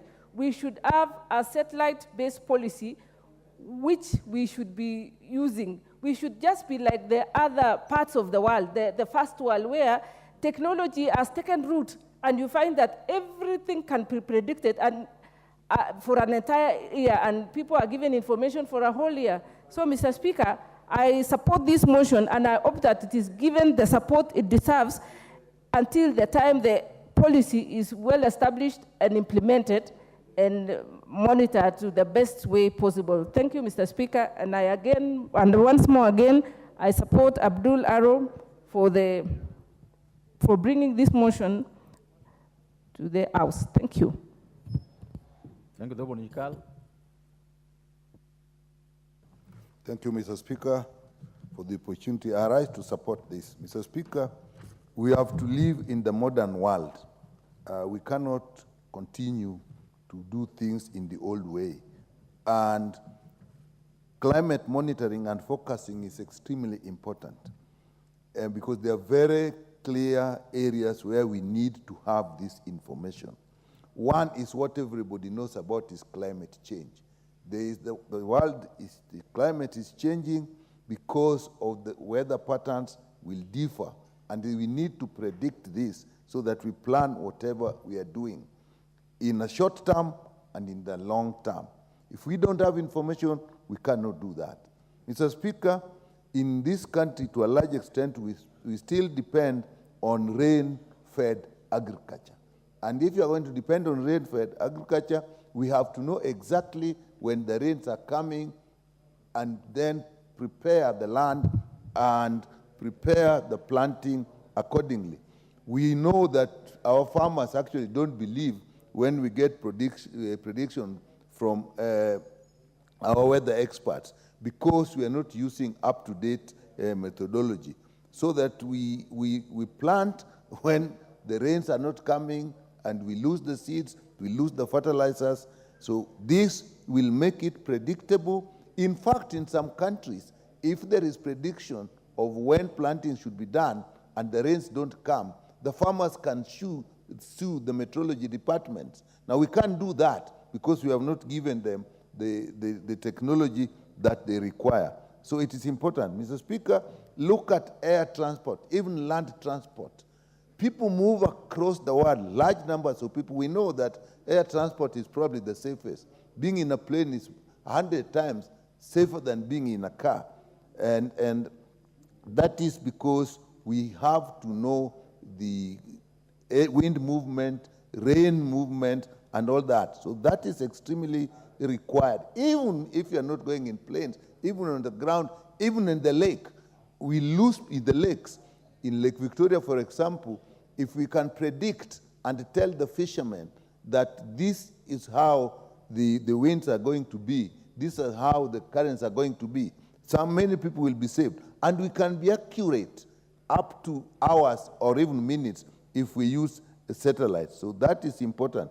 Mr. Speaker, we need also to predict animal migration, bird migration, even disease vectors. So if we can know that the birds are migrating this time, like now, in the world, there's a problem that people are worried about. In the Arctic, in the island of I think St. George's, there is bird flu amongst the birds. Now, if we don't know how the birds are moving and we can't predict how the birds are moving, we can end up with an epidemic that we are not aware of. Even just mosquito control, we have been distributing nets. We actually need to know exactly when to distribute nets. When we are doing indoor residual spraying for control of mosquitoes, we need to know when the rains are going to be and when the mosquitoes will then breed, and when do we then give the nets, and when do we do the spraying. Disaster management, we're discussing a bill in the House on disaster management, disaster preparedness. The biggest disasters we have here are actually drought, floods, landslide. And all are these all are things that we can predict if we have good weather forecasting and monitoring. And the only way to do it is to actually go digital and get these satellites in the air and protect our people, predict disasters, predict diseases, predict when to plant, and so that we live in harmony with the environment. With that, Mr. Speaker, I do support. Thank you. The Honorable Member for Dagoretti South. You want to speak on this? Okay. The Honorable Yusuf.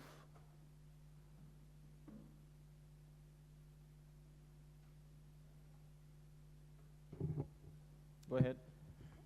Thank you, Mr. Speaker, for giving me this opportunity to contribute to this motion by Honorable Haro.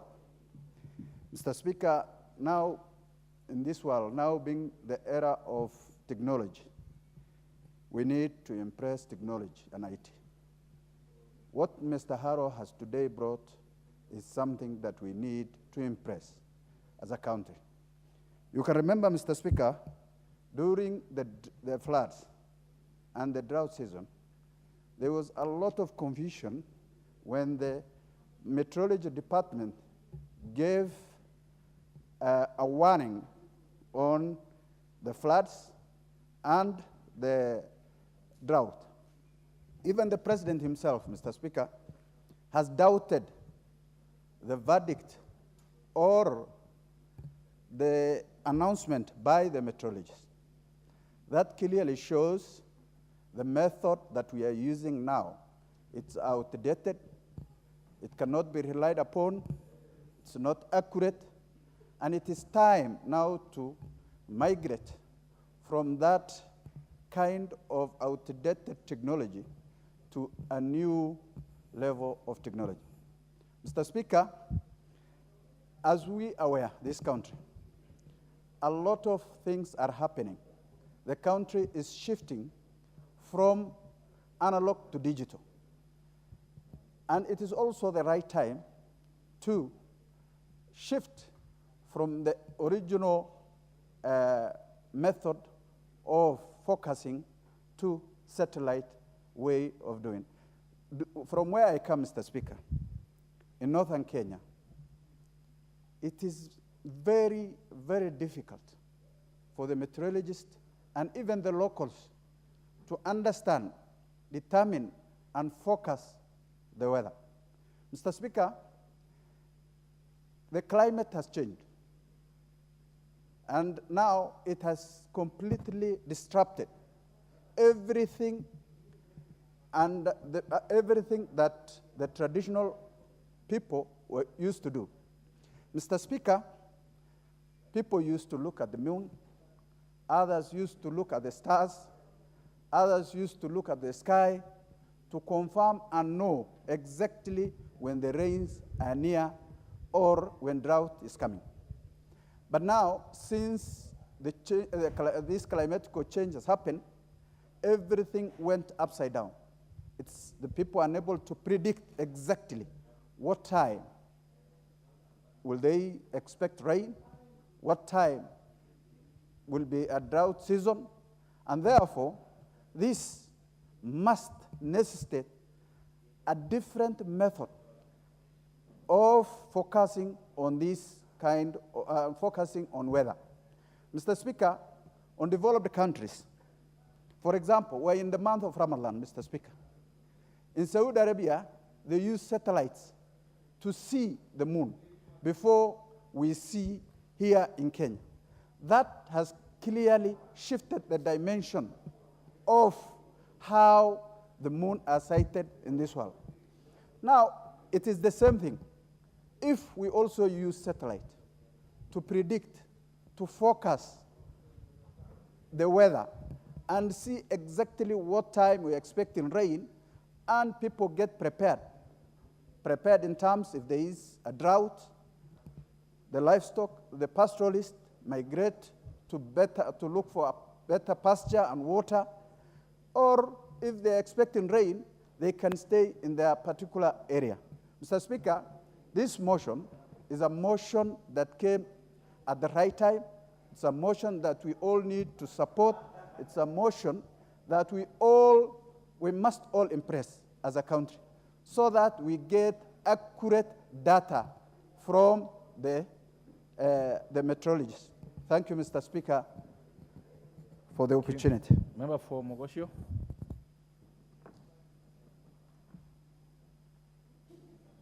Thank you, Mr. Speaker. This motion, as had been said by other members here, is a timely motion because in our country for far too long, we have been relying on traditional ways of forecasting. Some looking at the stars, some looking at the animal intestines to predict the weather patterns and whether the rain will rain or not. These have caused our farmers very serious losses in terms of planting and cattle keeping because you don't know the weather patterns and you don't know whether it will rain or not. And we rely on rainfall for our farming and our livestock. Mr. Speaker, it is more timely that we have this technology to be able to salvage our farmers so that when they are planting, they are sure that the rain will be adequate, so that our livestock keepers will know that whether there will be pasture or no pasture, they know that they can reduce the number of herds and the number of livestock to be able to survive through the hard climate change times that we are in. We are faced by serious climate change impacts which is a global phenomenon, but the best we can do is to be able to prepare our people, our citizens, for such hard times and hard climate times, so that they be better fast with the knowledge of the changing patterns, because unlike before, the climate change has made the pattern different. Sometimes it's due to rain in April, due to rain in March, but sometimes you find raining in January, which is an odd phenomenon where some of us come from.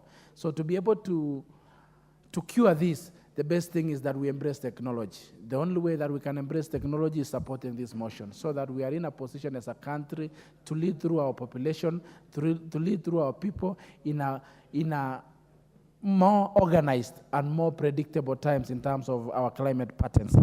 Mr. Speaker, sometimes people resolve to be living in myth because of lack of this data and lack of the technology and information.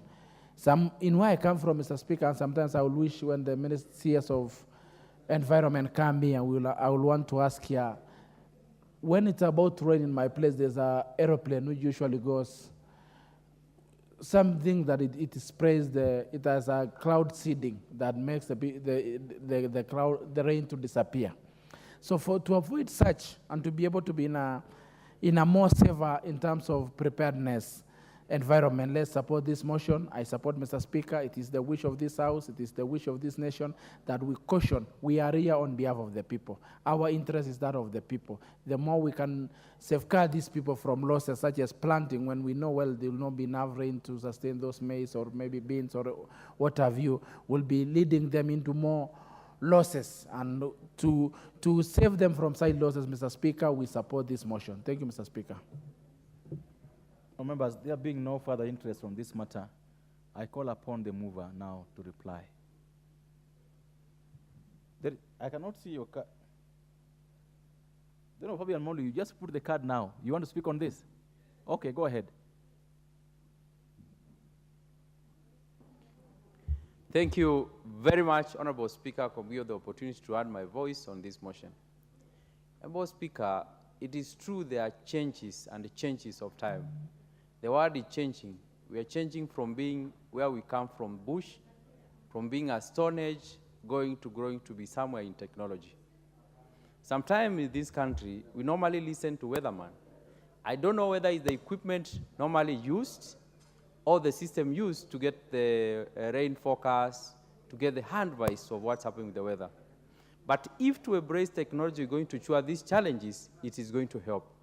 Sometimes, last year, you were able to see how the climate change and affected some areas like Kajiado, also Isiolo, towards to Kambani region. The full area was dry. The only advice we had from the weatherman, he said that they are going to be a very heavy rain. He gave the whole country. The scenario which he gave is like we are expecting some massive rain coming somewhere, which Kenyans we are told to be ready for a very big rain. To be point and factual to weatherman, it is true he said there will be a lot of rain. We Kenyans, we are happy to have the rain because you can see even what is happening in the country. What has happened in the country, because we have water, the country is green, the harvest is good, you can get milk, you can get maize cheap because of the rain. So this is why we say that it is very important if we can embrace technology and the weatherman give us the exact number, the exact reading of latitude, the exact reading of when the rain is coming, it will be better for the country. And that's why I raise to support the motion. And also not only say it is timely, it must be implemented. Honorable Speaker, we have been passing many motions in this House. Many motions in the other parliament, we went through them, we passed them. I can see them coming back again in just language of drafting. So it is always important we see implementation committee. When we pass the motion, how far it go? How did the the government departmental agencies handle this issue? So thank you for giving this chance, and I support, and I tell the weatherman, please, scientifically, we want you to be factual to the technology, not be like herbalist. Thank you very much, Honorable Speaker. Thank you. Member for Ganze, Honorable Charo Kazungu.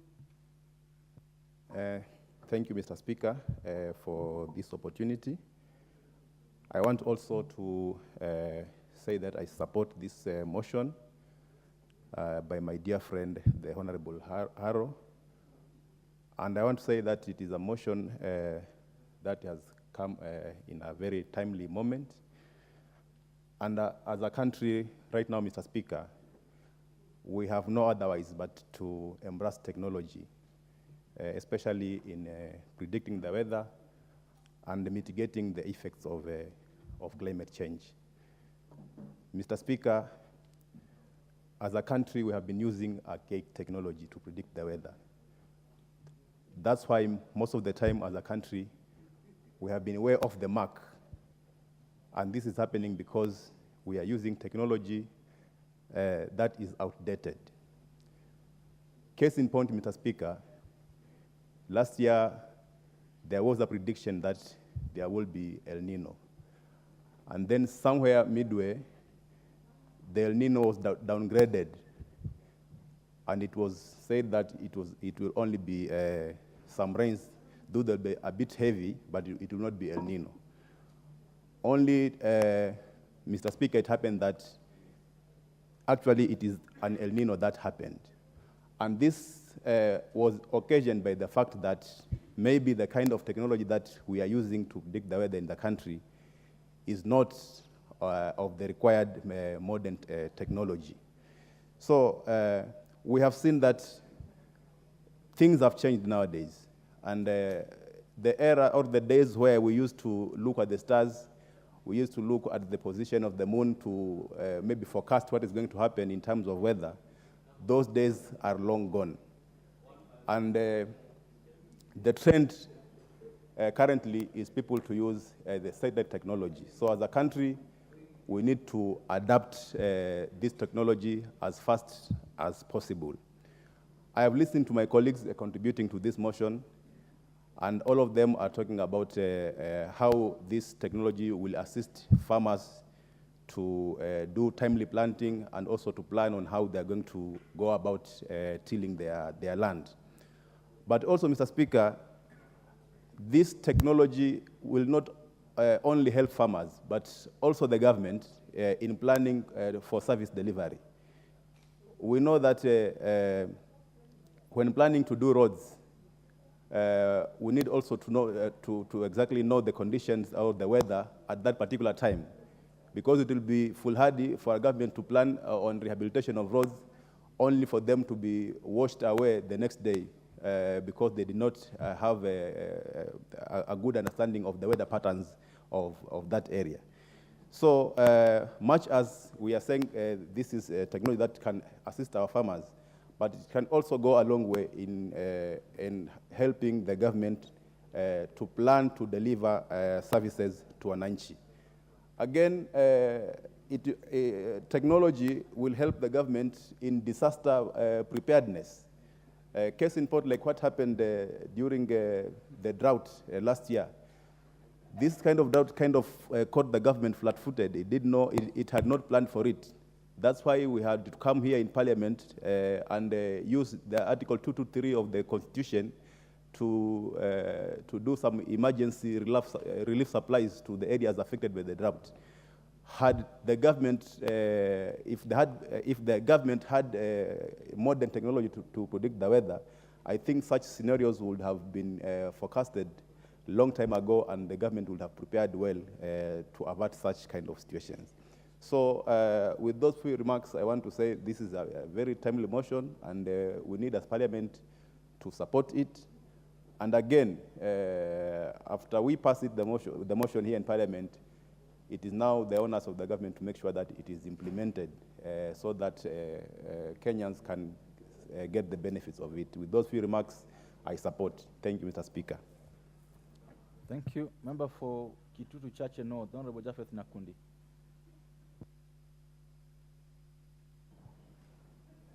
Thank you, Mr. Speaker.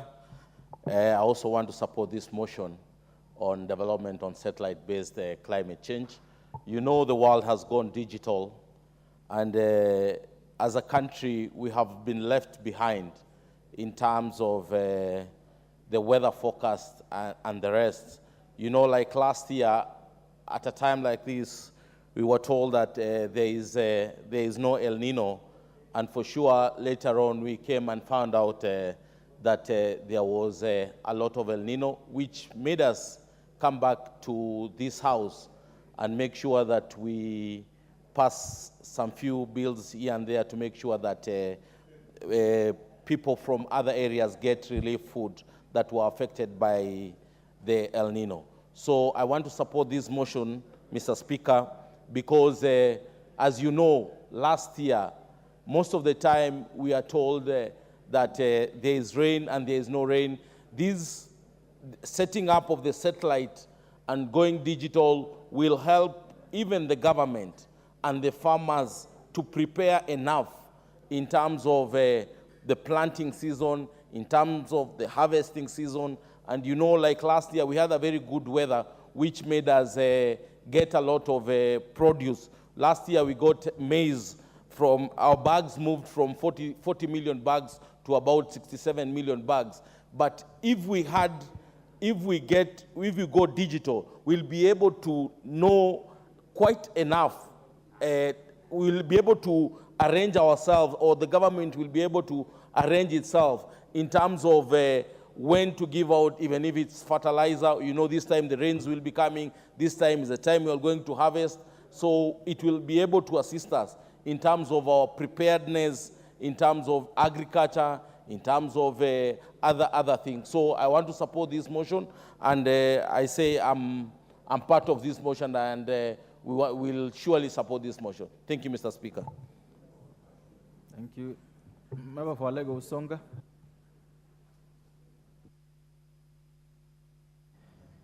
Thank you, Honorable Speaker. Honorable Speaker, I rise to support this motion. Honorable Speaker, climate change is today the biggest conversation globally. And the world over, each and every country is looking for ways in which they can be able to manage the effects of climate change.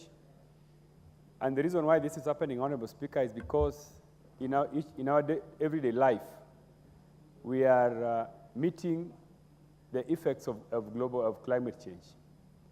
From rising temperatures, from unpredictable rainfalls, from drought and all these issues. So, Honorable Speaker, it is really late for us that to date we do not have a scientific way of checking or knowing predicting the climatic issues, the climate change issues. Honorable Speaker, today it is normal for the weather people to predict that there will be rainfall tomorrow, or there will be no rainfall, or vice versa. And when you wake up, the reverse happens. Like when they predict that there will be rainfall, it doesn't rain. So, Honorable Speaker, this is happening because as a country, we have not determined a scientific and predictable way of determining the climatic situations. So, Honorable Speaker, this is the reason why I think this motion is timely. And I would like to urge government that once this motion is passed, we need to see government moving quickly and adopting this motion as has been passed here in the House. Honorable Speaker, we cannot wait. We cannot wait. We cannot live in abyss. We cannot live in like we are living in the past, in the colonial, traditional way. In the past, our ancestors had traditional ways of checking and knowing, predicting the climatic issues. But today, we cannot do that. We must live in the modern times. And because the effects of climate change are so severe, it requires that we must be up to date. Honorable Speaker, that is my observation, and I want to support the motion. Thank you. Thank you. The Honorable Member for Ariera, you want to speak on this motion? Okay. Okay. Well, members, that probably marks the end of debate on this motion. I will therefore now call upon the mover of this motion to reply. The Honorable Abdul Haro.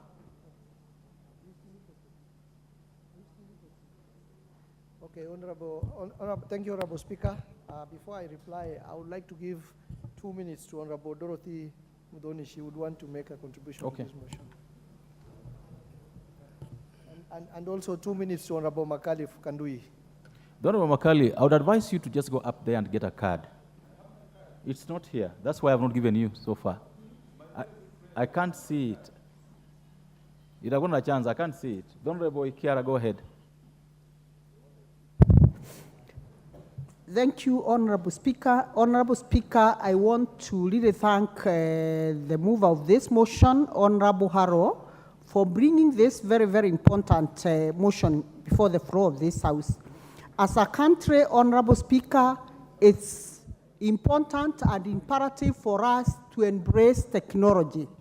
Honorable Speaker, this motion is very timely because as a country, we have in the last few years experienced severe climate changes, and developing a satellite-based climate change monitoring policy is the way to go. Technology will help us to accurately monitor and fast-track the climate weather patterns. Honorable Speaker, this information will not only be reliably used by the citizens, it will also help the government to plan for mitigation, mitigations through which they can be able to map out the country and know what to plan for the future. Honorable Speaker, we have had El Nino. It was not properly planned for. The government acted haphazardly. Honorable Speaker, if we embrace technology and this satellite, we will be able to know when every area will rain. We will be able to know which area is severely affected by drought. We should also be able to know which area we will plant which crop. So, Honorable Speaker, I really want to thank the mover of this motion, and I want to say this is the way to go. Embrace satellite technology. Thank you, Honorable Speaker. Honorable John Makali.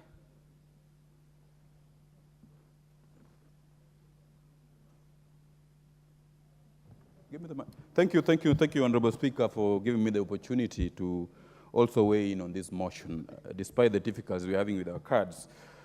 First, I wish to take this opportunity to thank the Honorable Member for bringing this motion, coming after a successful climatic change conference held in this particular country. As a result of that conference, Honorable Speaker, you realize that we are having serious problems with the climatic change and the adverse effects of flooding and drought. And it's very important, therefore, Honorable Speaker, that we refocus back on investing in technology so that we can be able to weigh in on the adverse effects of climatic change. When we were growing up, Honorable Speaker, we used to use traditional methods of weather forecast. We remember the usual program on KBC of Ayub Shaka, trying to forecast the weather forecast for the following day. But we are now beyond that using the traditional systems. We now need to develop a policy, an IT policy, that will be able to ensure that we can be able to monitor effectively and with some accuracy the effects of climatic change. And Honorable Speaker, no other ministry is better placed than the Ministry of Environment and Forestry to be able to take a pioneering lead in this particular exercise. We need to invest in information technology because that is one of the key elements this government is focusing on digital development. And it will be important, Honorable Speaker, that we can be able to invest in developer policy, that will be able to invest in IT and embrace technology as we have embraced in security matters in this particular country. Honorable Speaker, I wish to support the motion and pray that we put in place effective legislation to ensure that we have a policy that governs climatic change in this country. Thank you, Honorable Speaker. Honorable Abdul. Thank you, Honorable Speaker. I beg to reply. First of all, Honorable Speaker, I will take this opportunity to thank all the honorable members who have contributed to this motion. They have made very useful contributions that will go a long way in enriching this motion.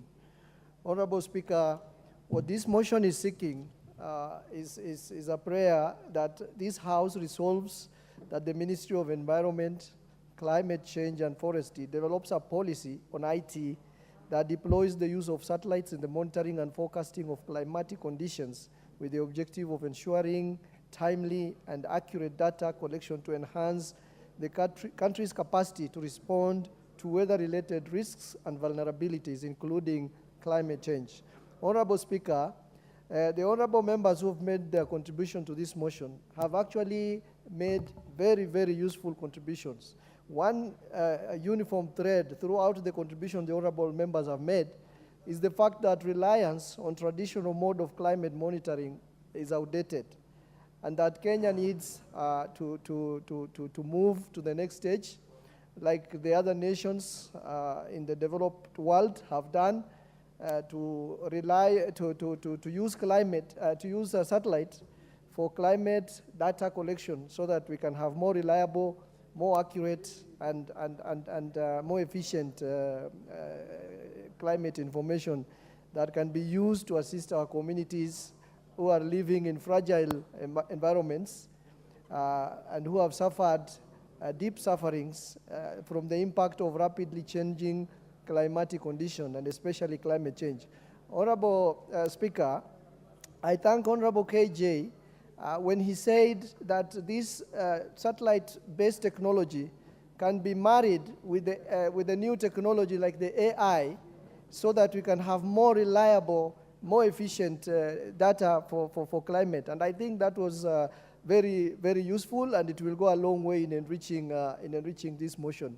Honorable KJ also went a long way in informing us that we are now in the 4th industrial revolution, and technologies like this will be very helpful for this country, not forgetting the fact that this is an opportunity to also partner with other developed countries who are already using satellite technology to predict their climate conditions and weather, like for example, the US, the Japan, South Korea, China, and India, countries who have used this technology for many years to predict. Like for example, in the US, they predict very, very accurately even the coming of the cyclones.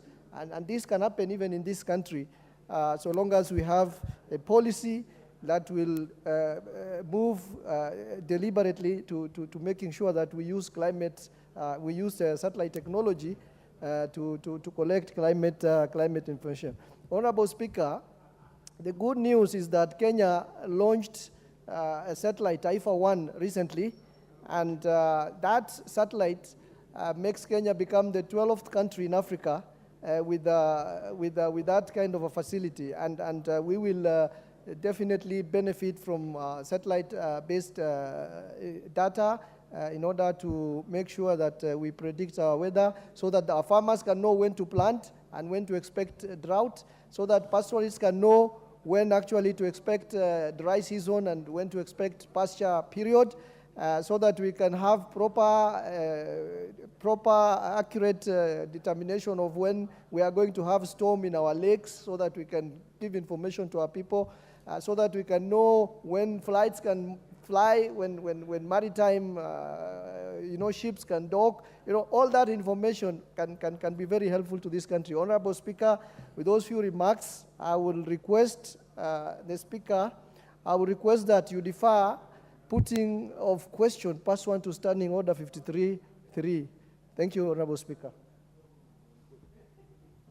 I would just go back to the mic and say you beg to reply, you reply.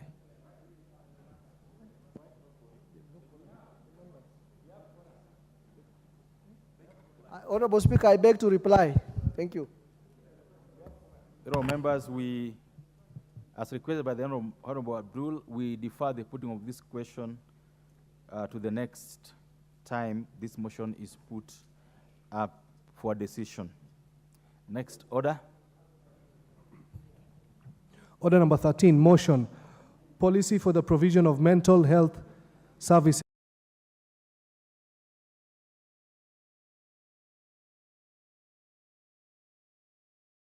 So we defer this motion to the next time it's slotted in the order paper. Next order. Order number 14, motion, providing a safety net for caregivers of persons with severe disabilities.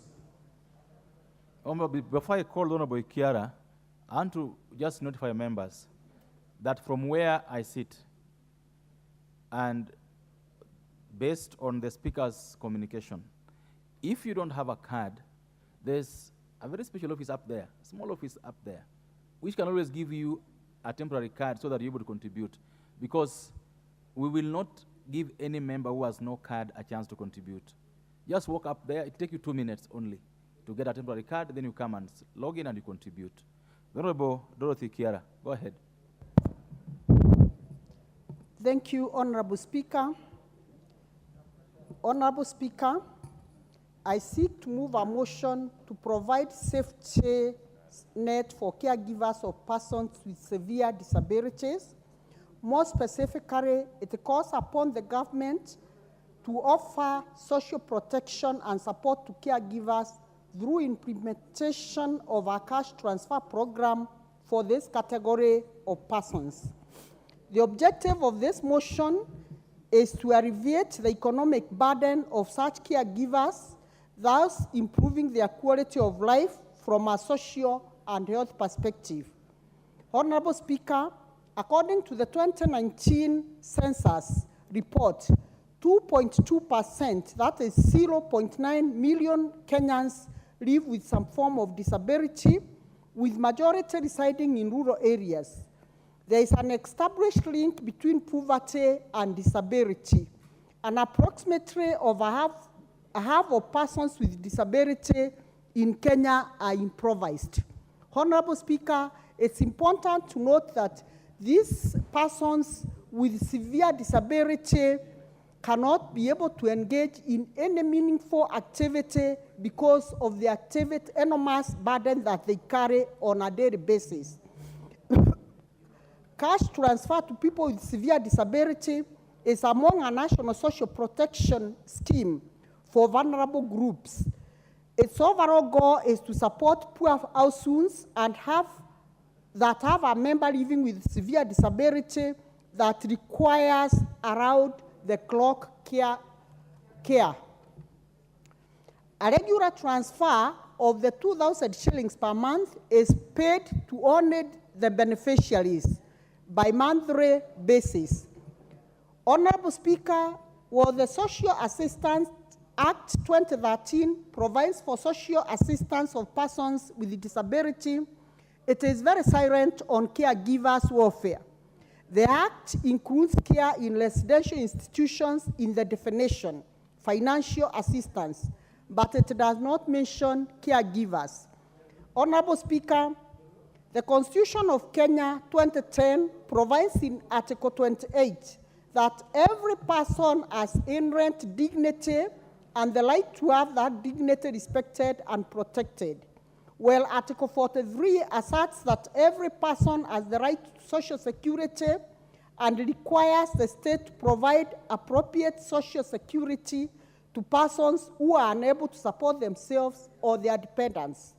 Honorable Speaker, caregivers for persons with severe disabilities tend to be relatives and friends, which reduces expenditure on formal care. However, the policy and legal framework, as well as programs that support services, tend to ignore the needs and welfare of caregivers who do not typically receive training or remuneration. Since caregivers cannot meaningfully participate in income-generating endeavors, they may rely on the assistance of others and as such could greatly benefit from the government-sponsored services, including sufficient financial support. Honorable Speaker, caregivers face a myriad of challenges while providing care for this special category. Caregivers often sacrifice employment to take care of persons with severe disabilities who cannot be able to do anything for themselves.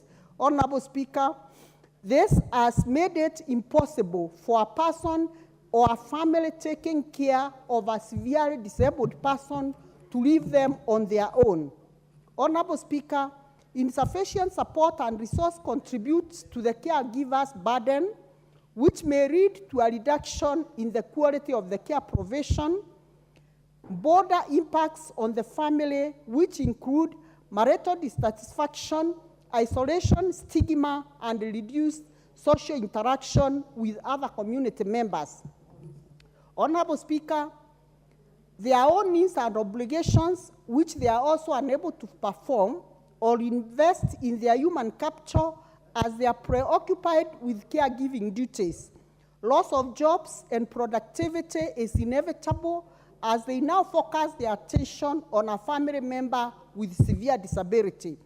Their quality of life is closely linked to caregivers' burden, and reducing this burden can improve their quality of life. Financial implications of having children or persons with severe disability include reduced family income, significant high financial demands, and poor access to material and services as resources are transferred to these people. Honorable Speaker, the demands for caregiver and lack of support may give rise to negative consequences for their physical and psychological well-being, which may cause further financial stress and may result in them abandoning their caregiving role. Psychological issues that face parents and caregivers of children and persons with severe disability include stress, feeling of guilt, low self-esteem, negative emotional behavior, worrying about the future of these children, anxiety, and depression. Honorable Speaker, caregivers dedicate their lives to caring of these persons with disability, and they cannot even undertake civic duties, even voting. Honorable Speaker, it is therefore for this particular reason, that is the reason why I'm urging these members to support this particular motion, bearing in mind, Honorable Speaker, that anybody and any one of us seated in this House can be a candidate of severe disability, Honorable Speaker, because when you don't know when disability will strike. We have had people who have had accidents, Honorable Speaker, and at the end of the day, they find themselves completely incapacitated and completely unable even to do the normal choruses that they used to do for themselves. Therefore, Honorable Speaker, I want to urge this House, as I conclude, let us all support this motion.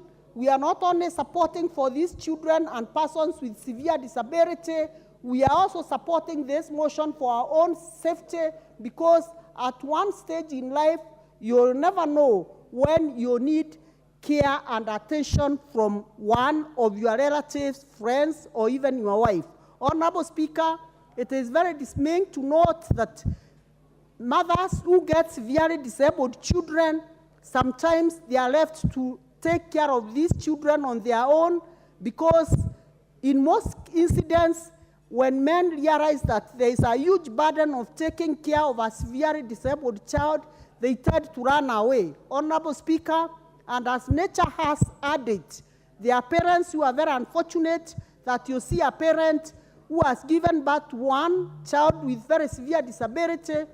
He or she is also a candidate of giving birth to another severely disabled child.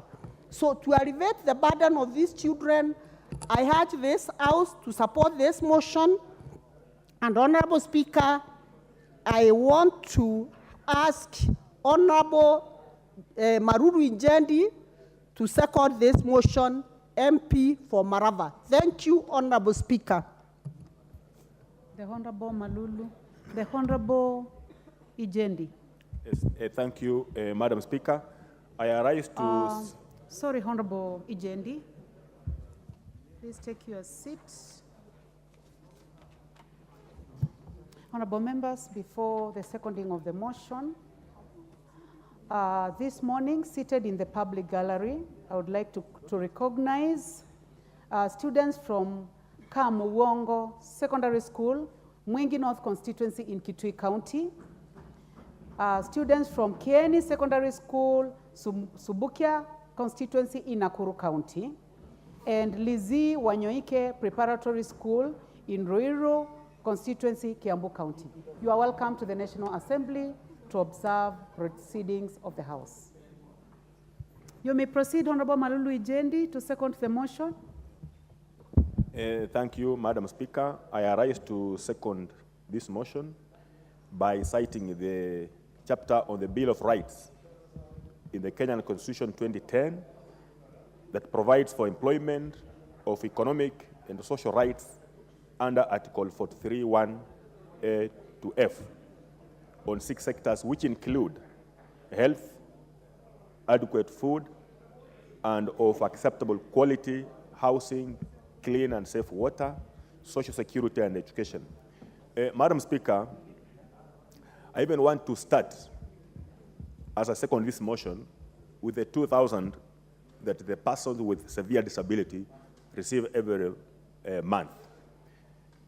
Madam Speaker, from where we sit, where we stand, maybe members should also ask themselves, is 2,000 sufficient to take care of the Bill of Rights as is quoted, is cited in chapter 43?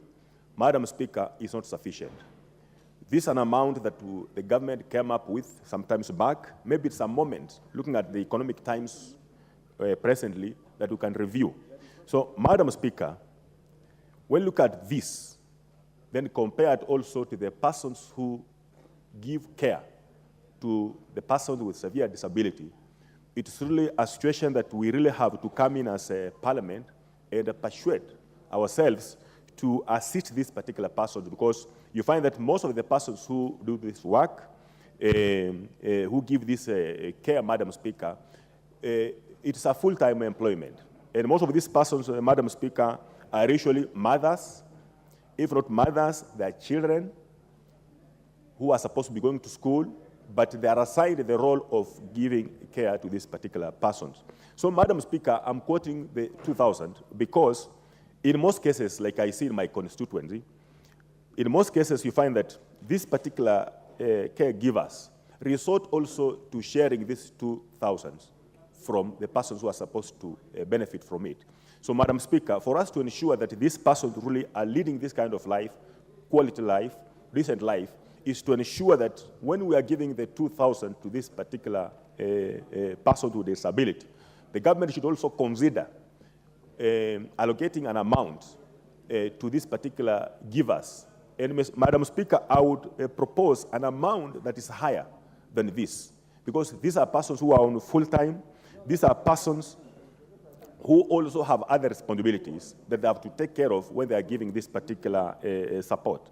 Madam Speaker, what I would also urge the government, maybe to look at, the government to which I belong to, is to juxtapose. Supposing these particular persons are taken into an institution for caregiving, it would cost the government a lot of money. But you see, communities or families have volunteered to take care of these particular persons, whereby we need some support so that these persons can also lead a decent life. Madam Speaker, most families that suffer this are poor families, because they have no other source, they have no other person they can run to help providing this care. And Madam Speaker, therefore, it's very important during this particular time in our country that we have to consider ensuring that we give some money to these particular persons who do this work. Madam Speaker, you realize that the kind of disability we're also referring to is so severe that it requires so much care. Madam Speaker, a part of this care is, for example, feeding these particular persons.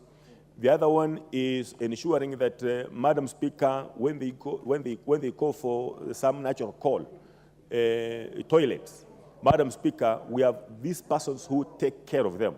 Madam Speaker, we can only improve on the ego of these particular persons.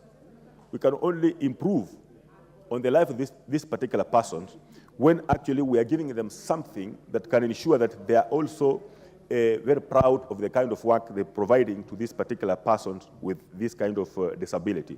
So, Madam Speaker, it's a moment for us maybe to start empowering families, because I'm aware of a family in my constituency where a family has 6 children and all of them are of disability. Madam Speaker, this is a family that has to take care of these children in terms of needs, in terms of food, in terms of education, and the government does not provide for the family at all. So, Madam Speaker, I rise to second this motion and second the Honorable Member Dorothy Muthoni for coming up with this motion that will ensure that most Kenyans during this particular regime enjoy their lives as stipulated in Chapter 3 of our Constitution. I second. Thank you. Thank you very much, honorable members. Before I propose the question, I would like to recognize our guests. Seated in the speakers gallery this morning, we have students from Utumishi Boys Academy from Gilgil constituency, Nakuru County. You are welcome to the National Assembly to observe proceedings of the House. Honorable members, I now propose the question that, aware that Article 21(3) of the Constitution provides that all state organs have the duty to address the needs of vulnerable groups within the society. Further aware that the Persons with Severe Disabilities Cash Transfer Program, PWSDCT, is one of the 4 cash transfer programs implemented by the government as part of the overall social protection interventions, noting that caregivers undertaking the immense responsibility of providing daily care and assistance to persons with severe disabilities are oftentimes the immediate family members of the PWSD, concerned that these causes a disproportionate burden on these families, as persons who would otherwise be engaged in gainful employment or other activities to provide for the families are limited to these immense responsibilities. Further concerned that this loss of income opportunities and resources exacerbates the challenges faced by these families cognizant that the government ought to take action to recognize the invaluable contribution of caregivers and support them in caring for individuals with severe disabilities. Now, therefore, this House resolves that the government, through the Ministry of Labor and Social Protection, recognizes primary caregivers of persons with severe disabilities, and social protection recognizes the primary caregivers of persons with severe disabilities, PWSD, as distinct category requiring social protection and support, and further develops and implements a cash transfer program for these primary caregivers.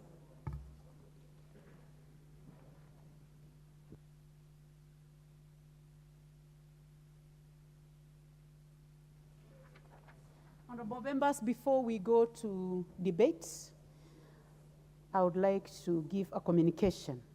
Honorable members, pursuant to Standing Order 41-1 of the National Assembly Standing Orders, I wish to report to the House that I have received a message from the Senate regarding the passage of the Affordable Housing Bill, National Assembly Bill number 75 of 2023. The message conveys that on Wednesday, 12th March 2024, the Senate considered and passed the bill with amendments. Honorable members, you will recall that on Wednesday, the 21st February 2024, the National Assembly considered and passed this bill with amendments, following which the Speaker referred the bill to the Senate for consideration pursuant to provisions of Article 110(4) of the Constitution. In this regard, the message and the schedule of the amendments is hereby referred to the Departmental Committee on Finance and National Planning and the Departmental Committee on Housing, Urban Planning, and Public Work to jointly consider and report to the House. I further direct the clerk to circulate these amendments to all members in accordance with Standing Order 145. Honorable members, noting the urgent nature of this bill, I urge the two committees to expeditiously consider the amendments to the bill and submit a report to guide and enable the House conclude the next steps. Additionally, the committees are encouraged to liaise with the sponsor of the bill in processing the Senate amendments. The House is accordingly guided. Thank you. Honorable members, opportunity for debate now goes to the Honorable Peter Kihungi. That is on the motion, motion number 14. You may proceed, Honorable Kihungi. Member for Kangemi.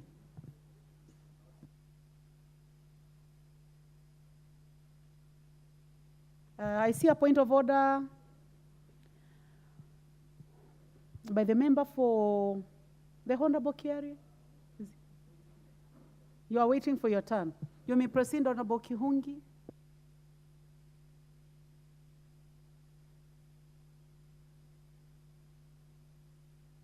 Oh, the Honorable John Waweru, then, it's your opportunity now. Madam Speaker, I thank you. And allow me to start by congratulating the Honorable Mwalimu Ikiara for bringing this very important matter for consideration by the House. And Madam Speaker, what the Honorable Member is doing is that she's pricking our conscience as a nation. She's pricking our conscience for us to consider what we do with the least among us in our society. Madam Speaker, it is the good book that teaches us that whatsoever you do to the least of my brothers, that you do unto me. Honorable Speaker, what she is doing here is not primarily for the caregivers. It is actually for the Kenyans who are living with severe disability. And Madam Speaker, because of that, I do stand to support. Madam Speaker, in my contribution, I shall also be making some bills that might be useful for the Honorable Ikiara when she decides to promote this into a bill to go beyond a motion. Madam Speaker, by providing a stipend for the caregivers who are taking care of the very severely disabled in this country, Madam Speaker, we are doing a number of things. We are giving an assurance for better quality care for these persons, Madam Speaker. We are also making sure that we are recognizing the efforts of these individuals who do the work that not every other individual would do voluntarily, Madam Speaker. We are also ensuring some social inclusivity, Madam Speaker, because you find that this job is normally relegated to the people who have been demoted to the lowest caste of this society, to a point where we might even be discriminating in the way that we treat the caregivers who are taking care of our severely disabled, Madam Speaker. But most importantly, Madam Speaker, we recognize that there is a ground norm that allows and provides for fair remuneration for anybody who undertakes any responsibility, and especially if they are signing some good hours to it. But Madam Speaker, recognizing the benefits that are built into this motion, I would want to put in a very serious build, Madam Speaker. And the build, and Madam Speaker, if you would allow me, I would want the mover to be allowed, at least not to be obstructed from your vision, Madam Speaker, so that she might be able to take the notes. Madam Speaker, the big build that I would like to put to this is the consideration of whether we as a country would want to move towards being a welfare state. Madam Speaker, if you look at your order paper, you shall realize that later on in our proceedings, we shall be looking at a motion that shall be brought here by the Honorable Majimbo Kalasinga. It shall be looking to review the eligibility age for enrollment of older members of the society to the Inua Jamii Cash Program, Madam Speaker. The question begs, Madam Speaker, does our 4 trillion Kenya shilling economy, is it capable of supporting all the safety net programs that we are putting on loading onto our budget? This is a critical question we ought to ask ourselves, Madam Speaker.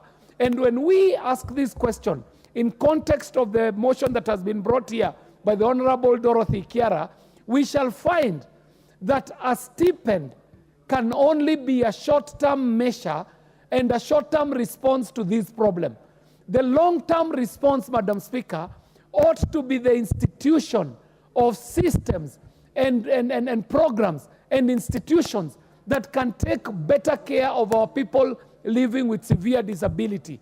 So much so, Madam Speaker, that we shall be able to formalize the whole arrangement of giving care to our people with disability, so that it is not a burden that is left only to the family, and as such, ending up relegating it to the people who do not have jobs in the family to take care of their caregivers. The point I'm making, Madam Speaker, is that while this is an extremely good proposal, it can only serve on the short term.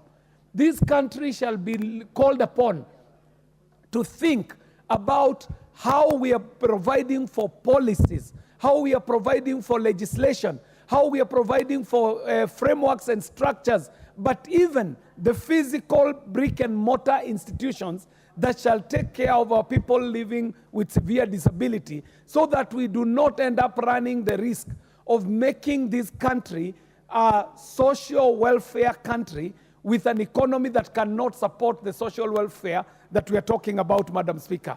As I had alluded, Madam Speaker, we already have the Inua Jamii Cash Program. And even on this cash program, we are looking to expand it to carry a bit more Kenyans. But when you think about it, Madam Speaker, there are only very few Kenyans who are meaningfully, and I dare say formally employed. Madam Speaker, you might find that each individual who is earning a salary or having a payslip is carrying on their back no less than 10 or 11 other Kenyans on that payslip, Madam Speaker. So much so that you might ask, if we were to make this country as a social welfare state, would we be able to afford? So, Madam Speaker, while I do support the idea that we need to be thinking about how we deal with the caregivers, I also want to put it that we as a country should see this only as a short-term measure as we put the institutions that would give a more comprehensive and a more sustainable care to the people who need it most, and in this case, the people who are living with severe disability. Madam Speaker, I stand to support the Honorable Dorothy Kiara for such a brilliant motion that pricks on our conscience and makes us think about the least amongst our society. Honorable Dorothy Kiara, this is a good motion. You're a good person and you shall go to heaven because of this. Thank you very much. Madam. Thank you, Member for Dagoretti South. The Honorable James Nyikal, Member for Seme. Thank you, Madam Speaker, for giving me this opportunity. Madam Speaker, I rise to support this motion. And I want to just make a few comments. When the program for supporting the severely disabled was started, the definition of severely disabled was a person who is so disabled that they need somebody to take care of them. And that definition, therefore, indicated that the funds that was being given was to assist the caretaker to look after this disabled person. But it completely ignored the person who was actually looking after the severely Honorable Member for disabled. Seme is normally very consistent. Normally very consistent, and his thoughts are very clear, well thought. I think the problem you have is the member for Alego Usonga. So I request that you stop distracting him. Thank you, Madam Speaker. When we started the program for the severely disabled, the definition of severely disabled rested on the fact that the person was so disabled that they needed another person to look after them, and that is the caregiver. So it was seen at that time that you need to assist this person to have the means with which to help the disabled person. And it is true that it did not take into consideration the welfare of the caregiver, because it is so severe that the caregiver cannot do anything else and is actually on a full-time job looking after this person. Therefore, this motion actually raises that issue. What do we do to the caregiver who is now tied up looking after this person? But Madam Speaker, the other point I want to raise is, as time went by, we had elderly persons who did not need caregivers, but they were getting cash transfer.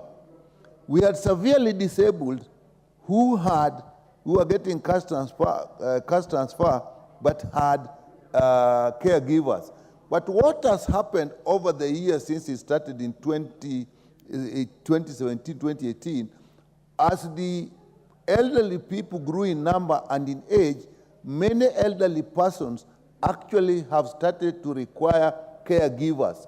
So the two cash transfers have actually merged for the severely disabled and for the elderly persons.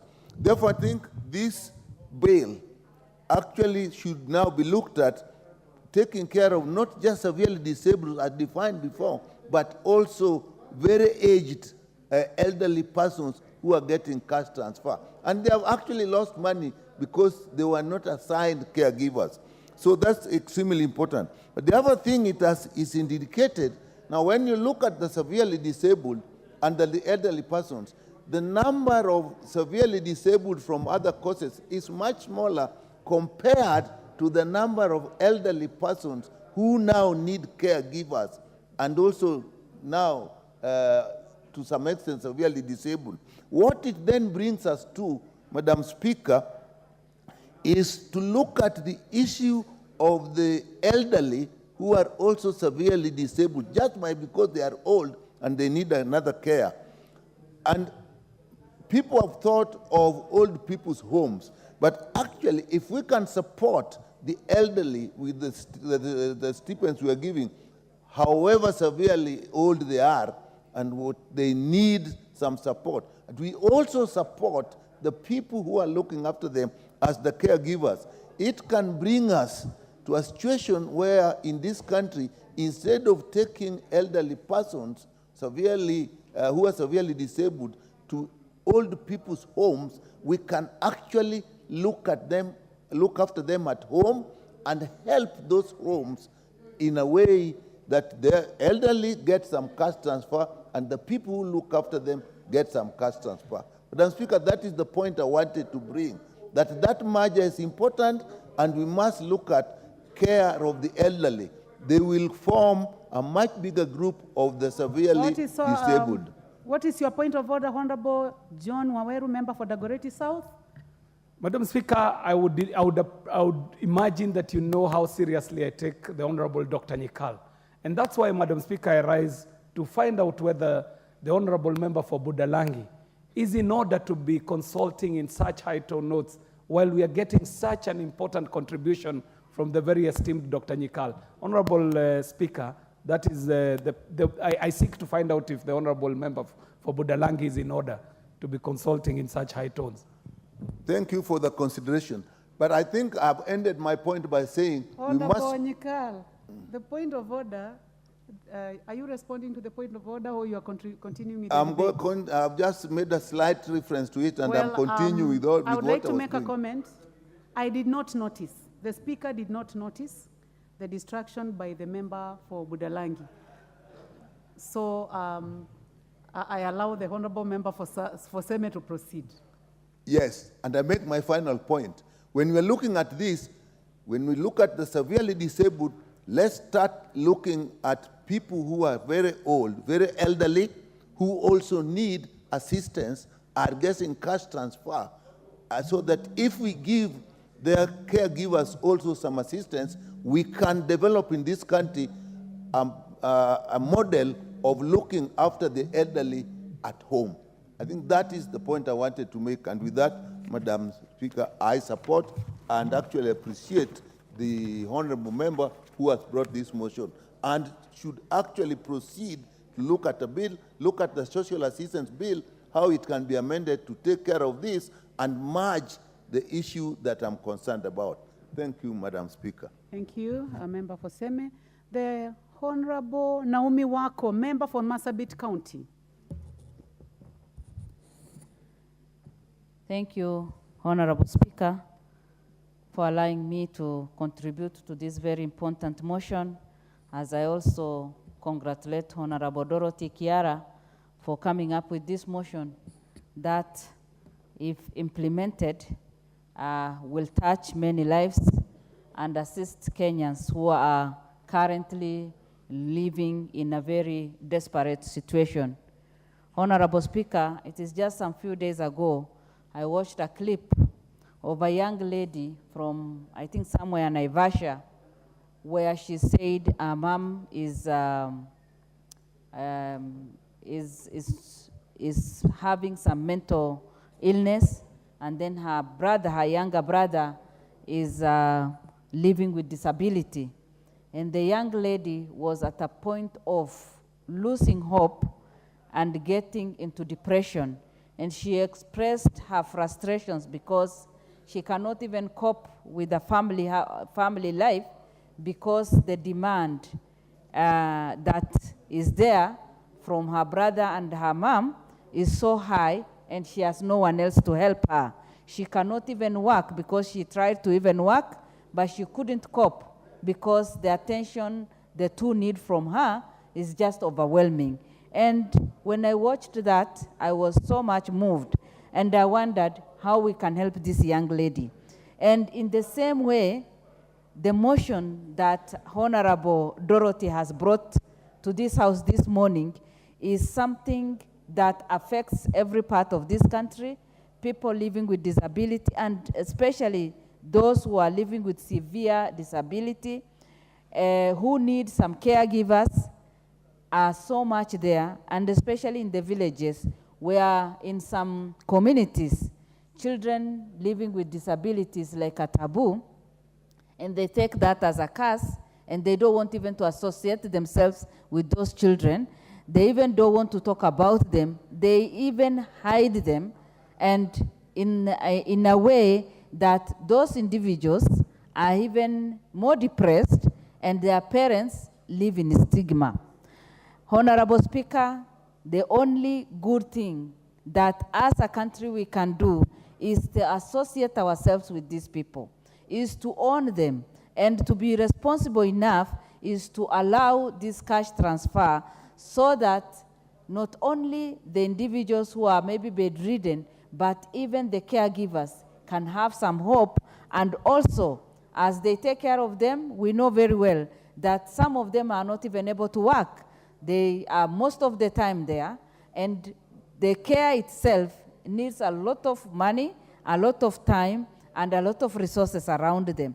And that is why today we have so many people who are depressed, others who have developed terminal illnesses like blood pressure, diabetes, because they have no hope and they have no one to turn to. And as a country, if our government, through the Ministry of Labor and Social Protection, can recognize the caregivers of persons living with severe disability and give them this support, then their prayers will have been answered. As we know again, Madam Speaker, in our country today, one of the main challenges that is there is that the economy has been very bad, and people's businesses have come down, and price and the cost of living has gone up. People cannot afford to buy even a packet of milk. Others cannot afford even to have a meal on their table. But if we can approve this, it can be something that can help them and others. Even if they take care of these ones, they'll be able even to send their siblings to school. They'll be able even to take care of themselves, and even the medical care for some of these people. Madam Speaker, sometimes the medical care, the medical attention is quite high. And beside the medical insurance covers that the country is thinking about, there are those things that those covers may not even take care of. But once we do this, then we will be able to take care of them. And as I conclude, by doing this again, we will be a very responsible government, because it is their constitutional right. And again, every government is supposed to take care of its citizens, including those people living with disability, including those people who take care of them. And the only way we can do that is to recognize their needs, to see how best we can help them.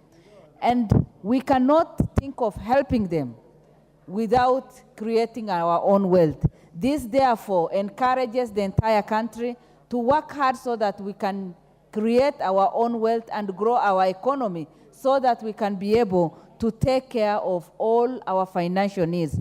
Madam Speaker, I support this, and it is my prayer that soon and very soon this will be implemented, and that Ministry of Labor and Social Protection will be providing this support and making a lot of difference to those people who cannot speak for themselves, who cannot fight for their right.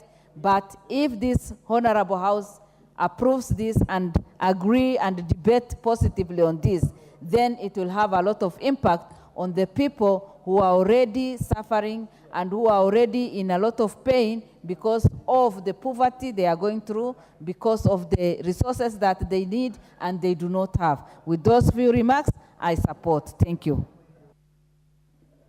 Thank you very much. The Honorable Samuel Atandi, member for Alego Usonga.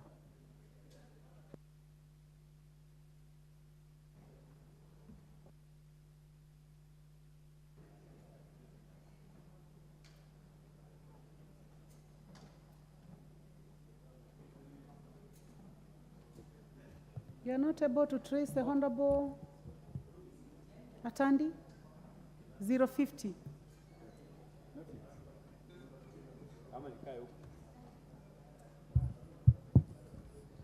Thank you, Madam Speaker. Madam Speaker, I rise to support this very progressive motion on providing a safety net for caregivers of persons with severe disabilities.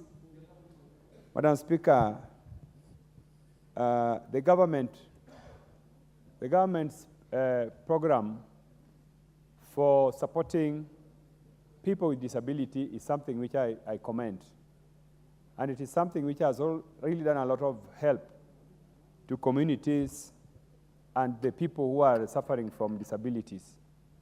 But Madam Speaker, when you go to the interior villages, you find homes where people who are taking care of disabilities hardly do anything productive. Madam Speaker, in those homes where poverty resides, you find that these people, parents and caregivers, are hardly even engaged in agriculture like other people, because some of these people with severe disabilities are people that you have to take care of them 24 hours. Madam Speaker, some of these people cannot move, they cannot even walk. So, Madam Speaker, when you are unlucky that you have a child who is in this situation, Madam Speaker, you cannot engage in productive activity. Therefore, Madam Speaker, that the government only supports the people with disability and ignores the caregivers is something which this House needs to address. And that's the reason why I say, Madam Speaker, that this motion is very progressive. Madam Speaker, even the 2,000 shillings that is given to people with disabilities is not sufficient. And this amount does not reflect the changes, the global changes in our currency, the economic situation, the inflation, and all these issues.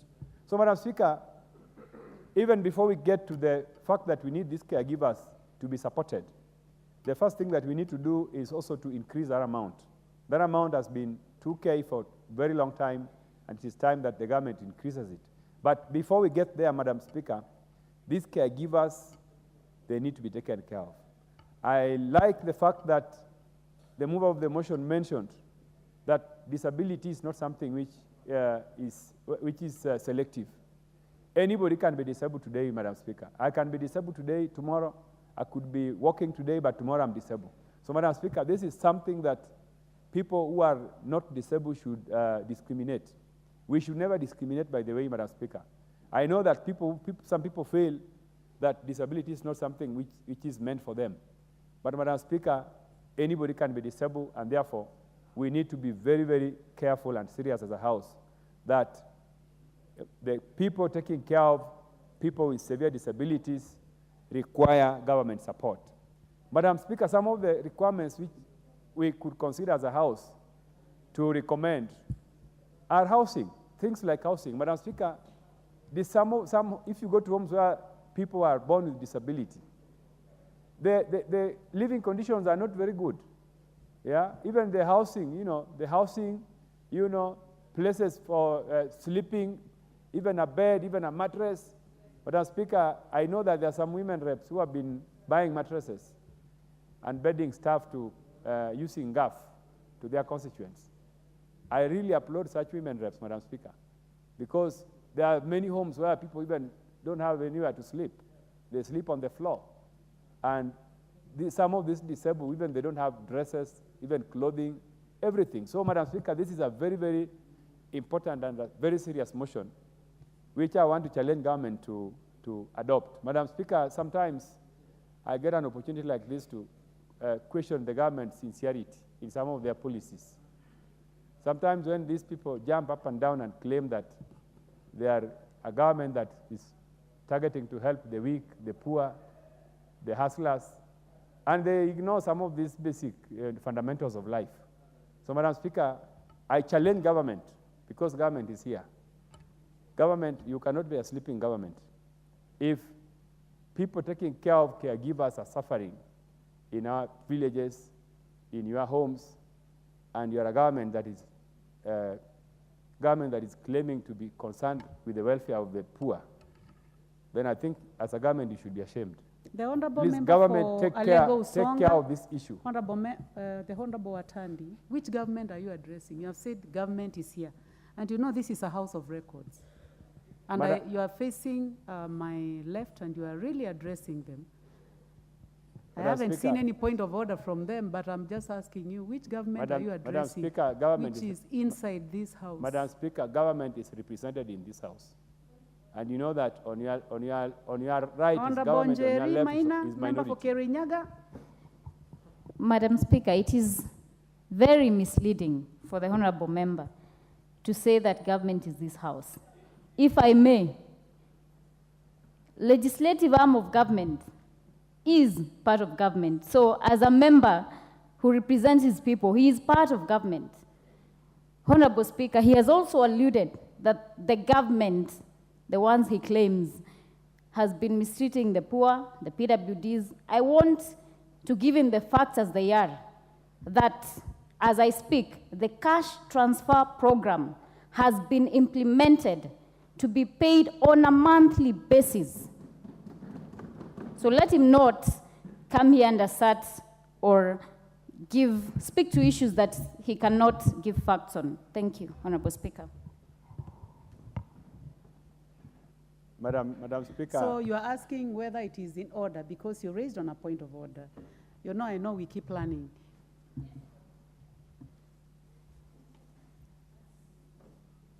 Can you give Njeri the mic again? Yes, Honorable Speaker. I am asking, is it in order for the Honorable Member to allude to a government? Which government? Because he is part of government. Also, is it in order for him to say that the government has been mistreating the poor, PWDs, yet there are facts on record that the cash transfer program is now being disbursed on a monthly basis? Thank you, Honorable Let's Speaker. hear the member for Lego Songa. Madam Speaker, I didn't intend to take a lot of time on this debate. I would like you to address the matter raised by the Honorable Njeri. Madam Speaker, there's a reason why this motion is on the floor. The motion is on the floor because there's deficiency on the part of government in addressing this particular need. And therefore, Madam Speaker, to say that the government has done everything within their ability and means to help the suffering Kenyans is misleading. If that was the case, then I would not be here. This motion would not be on the floor. Madam Speaker, I would like to conclude by saying that this is a very progressive motion, which we need to adopt as a House and urge the responsible ministry or minister or cabinet secretary to quickly ensure that the contents of this motion are adopted and implemented for the betterment of the people of Kenya. Thank you, Madam Speaker. I support. Well, Member for Lego Songa, I would like, I'll end this matter there, but I would like to say that I know that you have read the motion, but in the understanding of the mover of this motion is that government has already done so much in taking care of people with disabilities, and what the Honorable Ikiara is looking forward to is a possibility of supporting those who are taking care of the people living with severe disabilities. I think that is the position, honorable members, as we debate. Before we go to but I must acknowledge that it is much better to deal with you these days than it was to deal with you about 2 or 3 months ago. So, honorable members, before we proceed to debate, I would like to acknowledge students seated in the public gallery from Nanyuki Comprehensive High School from Laikipia East Constituency, Laikipia County. You are welcome to the National Assembly to continue observing proceedings of the House. I would like to give this opportunity to the Honorable Njeri Maina, member for Kirinyaga. Thank you, Honorable Speaker. I rise to support this motion and congratulate Honorable Dorothy. I have noted that she's very avid about matters to do with special interest groups and mental health issues. Honorable Speaker, while Article 54 of our Constitution of Kenya 2010 provides that every person living with disability is entitled to accessibility to assistive devices to become as independent as they can. It goes without saying, Honorable Speaker, that these devices are not always accessible, and if and when they are, persons living with severe disability still need human assistance to cater for their needs. Honorable Speaker, some of these persons living with severe disability need round-the-clock care, and some of them, Honorable Speaker, are actually bedridden. And it therefore goes without saying that the caregivers catering for their needs on a 24/7 basis do not have the luxury of eking a living.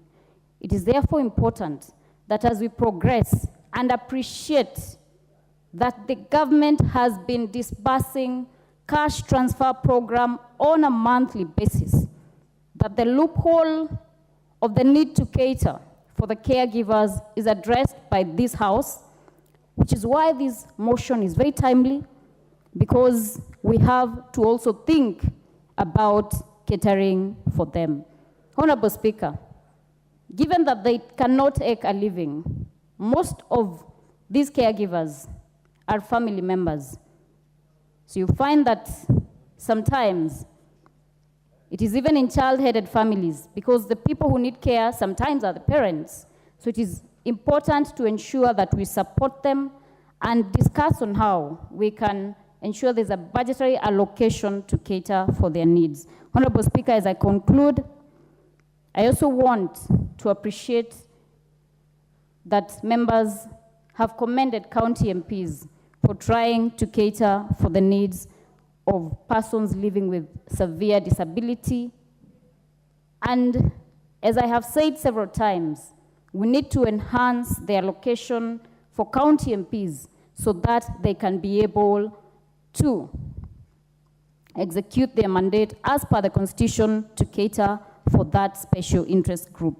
Honorable Speaker, I also note that the 2,000 provided is not sufficient in terms of the persons living with severe disability.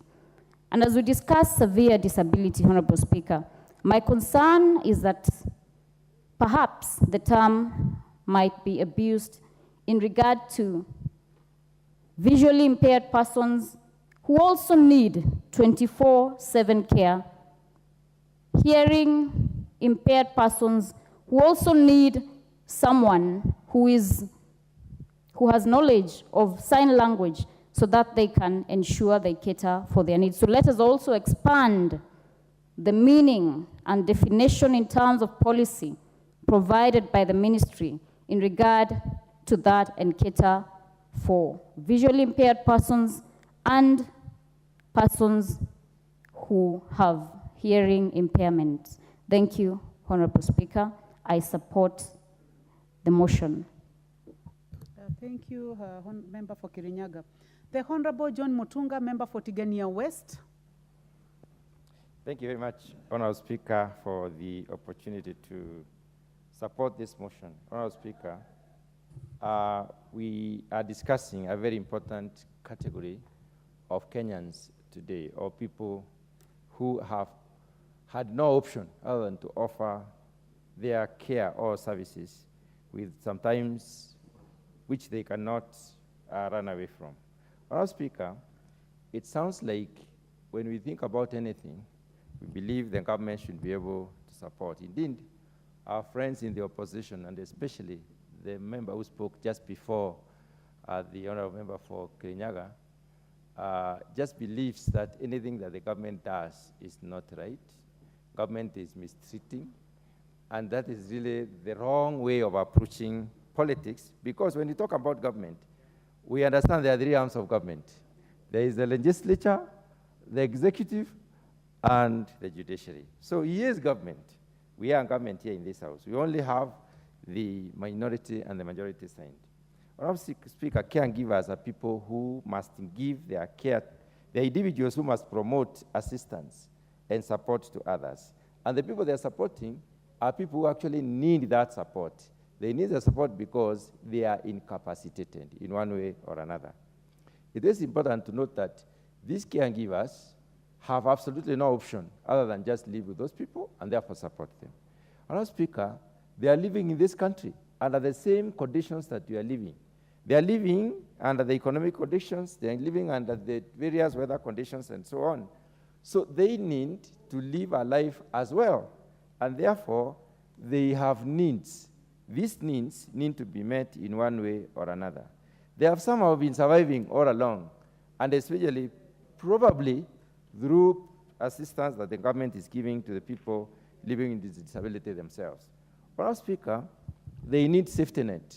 And the reason why we are saying they need safety net is because they have needs. They are living in the conditions that we are living. Honorable Speaker, Sometimes caregivers have hand to hand their kin, people who are living with disabilities. And the reason why they have hand to hand is because probably circumstances are too demanding that they must be able to go and fetch for their own survival. And therefore, they may not really declare the situations of their kin. For us to be able to have these people live normally, for us to encourage them to be able to support these people who need that kind of support, who need hand-holding, who need cleaning at some point in time, who need food that must also be prepared for them, then we need to look at their situation and see how we can alleviate their situation. Having said that, Honorable Speaker, I also look on the other side of the government. The government is targeted for anything. Honorable Speaker, when we talk about raising funds or revenue for the government, we hear a lot of noise, especially from the opposition. And this government is bombarded with every need. Yes, indeed, we realize the importance of supporting anything that probably needs to be supported. But this government needs to raise revenue. We are saying do not borrow. We are saying you must be able to reduce the extent to which we are committing this country to other countries. But then we must be able to support or rather to take care of all these issues. Looking at the caregivers, Honorable Speaker, they have to live with these people. And in that case, they may not be able. Some may be so demanding to the extent that they are not able to allow them, to release them to go and fend for themselves. Some may actually be as poor, and for poor people, they need to be salvaged from poverty. An additional burden of having somebody with a disability within a homestead means further impoverization. And that is probably the reason why, one of the key reasons why the mover of this particular motion or the sponsor of this motion brought this issue up. Honorable, we have various types of disabilities. Mental disability, which may lead to people who need to be even contained. Containment measures will require almost 100% surveillance. Containment measures may also require that you even have extra hands, and therefore people are tied off from looking or fending for themselves. Others have got physical disabilities that may need to be moved from one point to another, that may need to be assisted in various ways. Therefore, the caregiver's time is tied up. Others may have vision disability, where we have somebody must be guided to go places. So the different types of disability demand for the attention of their caregivers. And the caregivers, Honorable Speaker, have not applied to be in this particular situation. They have just found themselves naturally in this situation, and therefore the need for them to be looked into. So we are saying that, Honorable Speaker, there should be consideration for the caregivers. Even as much as we are trying to support the people living with disabilities, there is need for us to look into how can we also encourage the caregivers to continue supporting the livelihood mechanisms or the living standards, improving the living standards of the people who need their care. Honorable Speaker, financial instability is common in this country. And we cannot assume that somebody who is not working or who is spending most of their time giving care is earning a living. Therefore, it is important for us to look at how do we support them. Honorable Speaker, maybe somebody may ask, how do we get to know who the caregivers are? Because sometimes you may wonder whether it is a parent or the sibling or the brother or the sister. There is need for thorough scrutiny on who actually in a family setup gives this care, so that even if we are supporting some kind of support to the caregivers, we give it to the right people. So there must be some form of registration and linkage. I know people living with disabilities are registered, and they have an identity card, and this identity card gives them various other benefits as Kenyans. But the caregivers also need to be practically identified and linked to the care that they are giving. And that is when we would probably have them properly taken care of. Honorable Speaker, what kind of safety nets are we talking about? In this particular respect, we are talking about cash transfers. Honorable Speaker, we need to broaden our scope. Look at what else can we do to the caregivers. What kind of opportunities can we give to the caregivers? In this country, there's a policy for giving preferential treatment to people living with disabilities. Honorable Speaker, it would also be wise for us to look at the relevant legislation that basically needs to include those who are taking care of people living with disabilities, depending on the levels of disabilities and the extent of these disabilities, so that they can also, probably get support from the government or preferential treatment when it comes to getting job opportunities and so on and so forth. So, Honourable Speaker, this motion has come at the right time, and I do support that government may look into possibilities of assisting the caregivers so that they can be able to render those services willingly and happily and live like any other Kenyans, because they are actually discriminated under the circumstances. Honourable Speaker, I support. Thank you. Thank you. The Honourable Phyllis Barto, member for Moiben. Thank you, Madam Speaker. I also rise on behalf of the people, the great people of Moiben constituency, to contribute to this very important motion on the safety net for caregivers of persons with severe disabilities. Madam Speaker, it has been said that it is not, anybody can be disabled at any time. You can be very well today, but tomorrow you can be a victim due to the nature of society. Madam Speaker, as I was coming today in the morning, I saw a motorbike rider being hit by a car, and he broke his legs instantly. So disability is not something which is fixed. It can happen to anyone, any of us. Madam Speaker, in as much as Article 28 of the Constitution 2010 provides that every person has inherent dignity and the right to have the dignity and respected and protected, and that the state should provide appropriate social security to persons. The caregivers of people with disability play a very important role, Madam Speaker. And from the look of things, I think there is no clear-cut position on their, there's no clear provision on where they fall in our constitution. Madam Speaker, the population currently, and I'm sure it keeps on increasing, of people who have disability is 2.2% is quite a huge number of people, and they need to be protected. They need to be taken care of. And the people who do this job, Madam Speaker, are the caregivers. These caregivers also need a source of livelihood. Madam Speaker, it is very demanding, or it's very difficult, or it requires a lot of time and a lot of energy to take care of someone who has severe disability. It drains one, it affects one psychologically, emotionally, and if these caregivers are not provided for, Madam Speaker, it can be very challenging.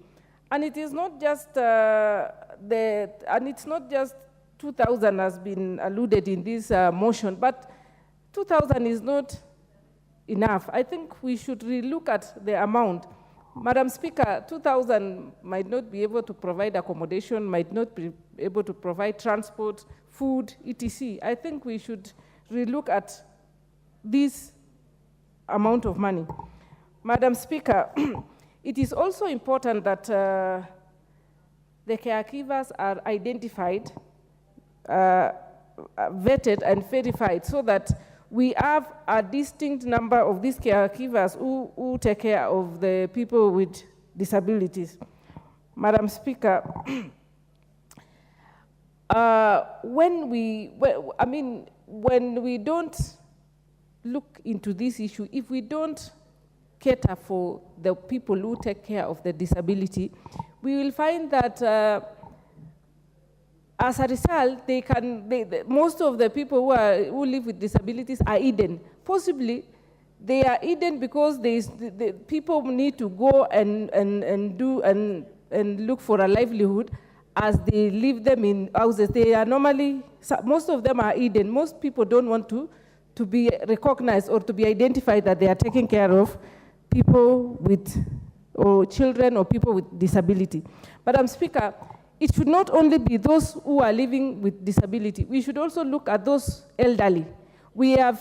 The government is already providing cash transfers for widows, for people with disability, but but who takes care of them? We even find that sometimes crooks take advantage and they go and withdraw the money instead of, because they know that these people are not capable of moving from, going to get that money. Some crooks take advantage and they take away that money. But if we have specific caregivers who are known, who even have identity, they have a card, just like the cards which those who have disability or the elderly have, it is going to be very easy to manage the situation. And Madam Speaker, we should also look at not just the money, we also look at even accommodation. The government is in the process of providing affordable housing to Kenyans. This category of people, the caregivers, and together with those people who have the disability, should also be catered for, so that we have spaces where these people who have severe disability can be housed, especially those ones who don't have family members or those who don't have a place to go home, to call home, because sometimes we have others loitering in the streets because of lack of having a place to stay or having having a place to go home, to call home. So if the government can go further in the process of providing houses for other Kenyans, can identify a space where we can put many of those people who are suffering, who have many of the disabled people together, and most probably have a combined effort of taking care of them, so that we can have caregivers performing the duties differently. They can come at different times of the day, and others to take care of them during the day, and others to take care of them during the night. Because it is not always that you can also get a caregiver. It's not easy that people can volunteer to just take care of someone. And so if they are put together in a home, for instance, Madam Speaker, so that people can be assigned duties to be feeding them, to be taking care of them, to be looking at their medical needs, to be looking at all issues related to this particular kind of people, I think it is going to be in order. And Madam Speaker, I can say, if you look at the society at the moment, and if you go to every home, it is no longer a problem of certain people. We find that almost in every home in Kenya today, or maybe for 10 homes, there's always one person with disability.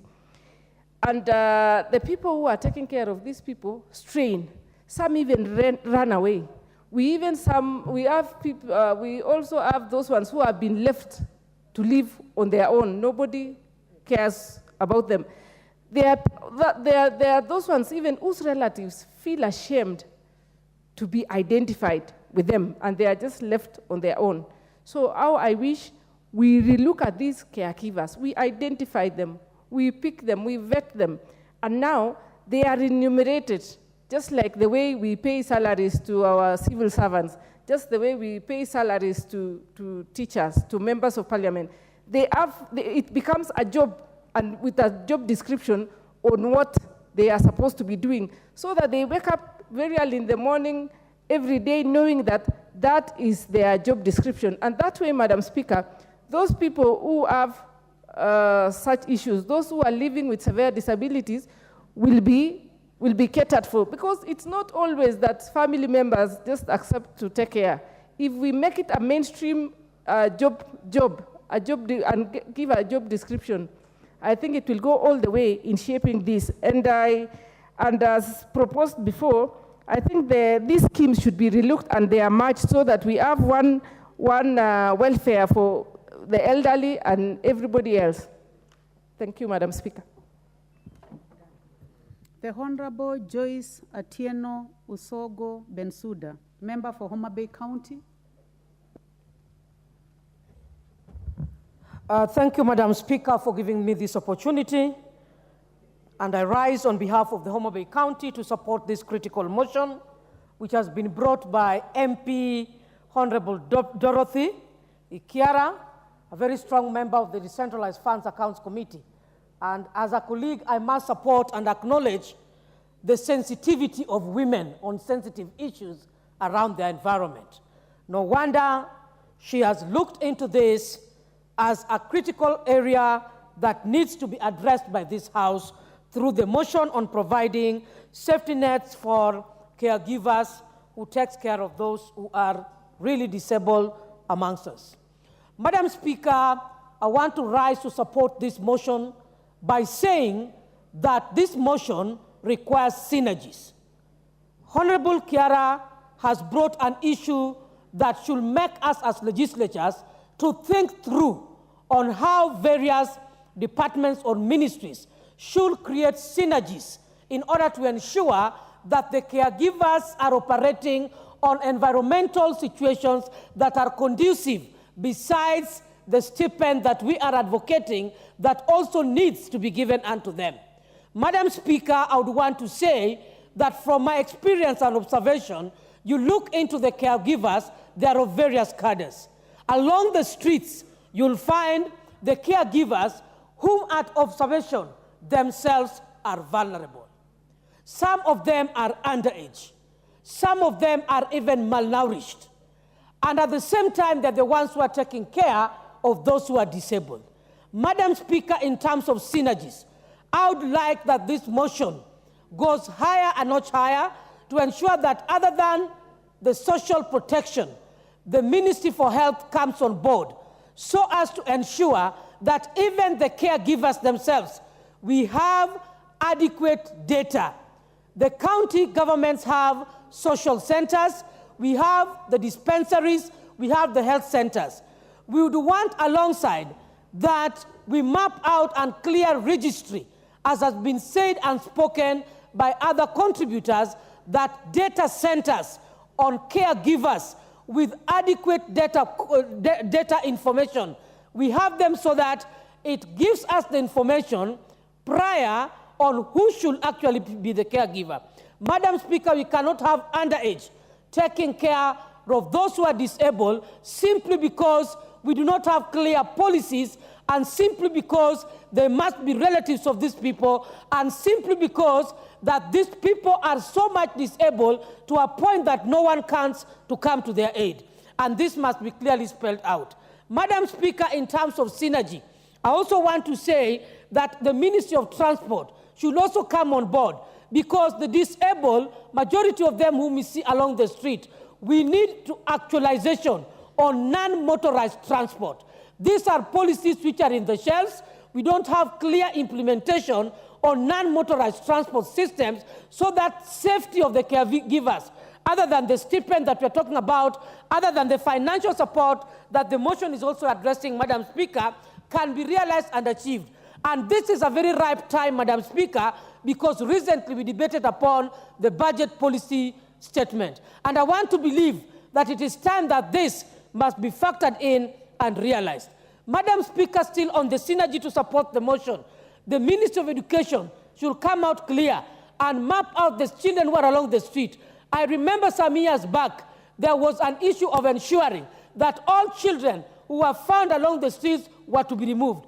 I do not know what happened, because there's been laxity on that, and we still see young children on the street with the teens pushing and supporting the disabled, and at the same time playing the role of Nisaidie. At what point as a government are we going to come out clearly so that what we state we act upon and implement? Madam Speaker, I also want to say that those who are disabled, They need a lot of care. Recently, I attended the implementation of strategic launch by National Persons with Disabilities, whereby they were launching the strategic plan for 2023-2027. It is a great concern that the caregivers and even the disabled have not been given much financial support that is required. Even the National Person with People with Disability Council, they also required adequate financing. And therefore, I agree and support when the Deputy Whip talked about, that is on the other side, that the cost of living has gone high, people cannot put food on the table. I was just smiling, Madam Speaker, because this is what we have been fighting, that the cost of living is high. And I was very happy, and in fact, I wish she was here. She has just left. This is the time that I must shake hands with her and say that she has really also hit on that point. It is not only if ourselves who are not disabled at this time that God has given us this opportunity, we suffer the cost of living. What about the caregiver who is doing voluntary work, who has denied himself or herself the equal opportunity of going to find out food for him to put on the table? How are we going to empower them? So it requires serious synergy. It requires serious public participation. It requires coming in together and deliberating on how we are going to have speedy provision and support for the caregivers. This brings me to the point that even the 2,000 shillings that has been proposed is not adequate. If the data is very clear, the age limits for caregivers are identified and mapped out, and it must not just be left to the family members. Madam Speaker, I agree that this disability can find somebody at any point, at any age. It doesn't discriminate. And therefore, this burden of living it, that it's a responsibility of the caregivers, should not be there. Because at times we have situations whereby the disabled is the only person existing in that family. Therefore, who will take care of this person? I want to believe that this is an area that this House should take up seriously, so that those who are caregivers, we look into their social welfare, we look into their economic welfare, we look into their safety, we look into their environmental operation, we look into the labor that they're sacrificing to take care of others. So, Madam Speaker, I support, and I believe that if we work hard truly as legislators who are representing these people, that is going to come out clearly. In conclusion, Madam Speaker, we as the women representatives of the county MPs, we are elected to ensure that we realize the affirmative action is represented, and also the vulnerable communities, women, youth, and PWDs are supported. We do not need to beg any further. If we are honest, and the contributors in this House are very honest, that we really need to do representation for even the PWDs. By the time NGCDF is advocating for anything, the language and the narrative of this House mentioning consistently that whenever NGCDF is mentioned, GAF is there, that is a mere joke that we should refrain from. We are representing the PWDs, the caregivers are part of disability. This is time to realize and to start stop stories. We have various constituencies we are standing in for. So we must be true to the cause as to why we are elected. Thank you, Madam Speaker. The Honorable Jane Kihara, member for Naivasha.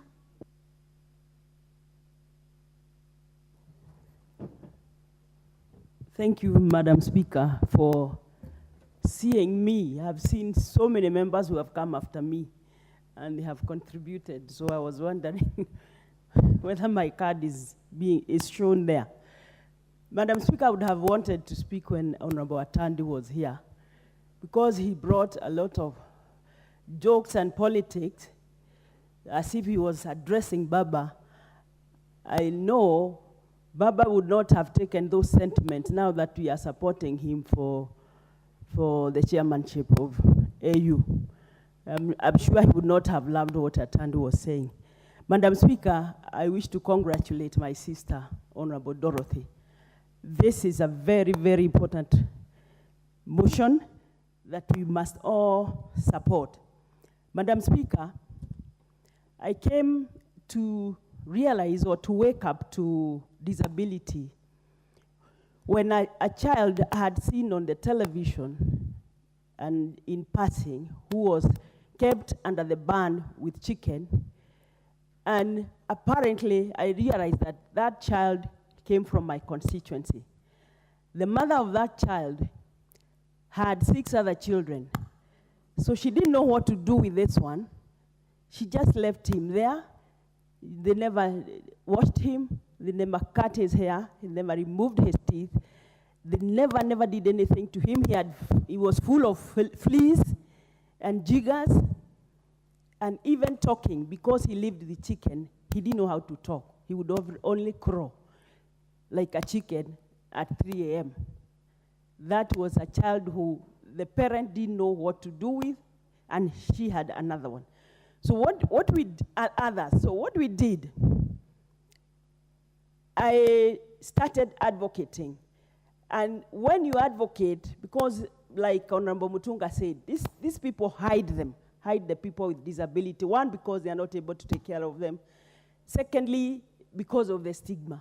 When we started advocating and giving them presents and going around identifying them, we realized we needed an information and resource center, which I opened. We call it DRIC. If you go to Naivasha, there is DRIC just near the hospital.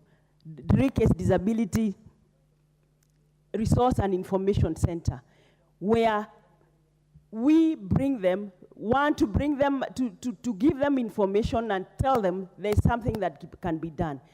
Maybe the caregivers, we have not thought of them very, very much as a country. And we know taking care of a disabled person, may it be a child, may it be an old person, because age also, we have realized people become old until they are disabled and they need to be taken care of. So what we did is when we got that, then on December 3rd, the UN Day for People Living with Disability, we know the problems they go through because we have to ferry them to our function or to their function. And these people do a lot of work. It is actually a full-time job. In my cause of work with disability, Madam Speaker, there was also a young girl who had 2 children with cerebral palsy. So who were not growing up. They were so severely disabled. They would not fit in a normal wheelchair, so they had special wheelchairs. That girl, a young girl, the husband left her because I don't know what is it that the men are not brave enough to bear the sight of children, of people living with disability.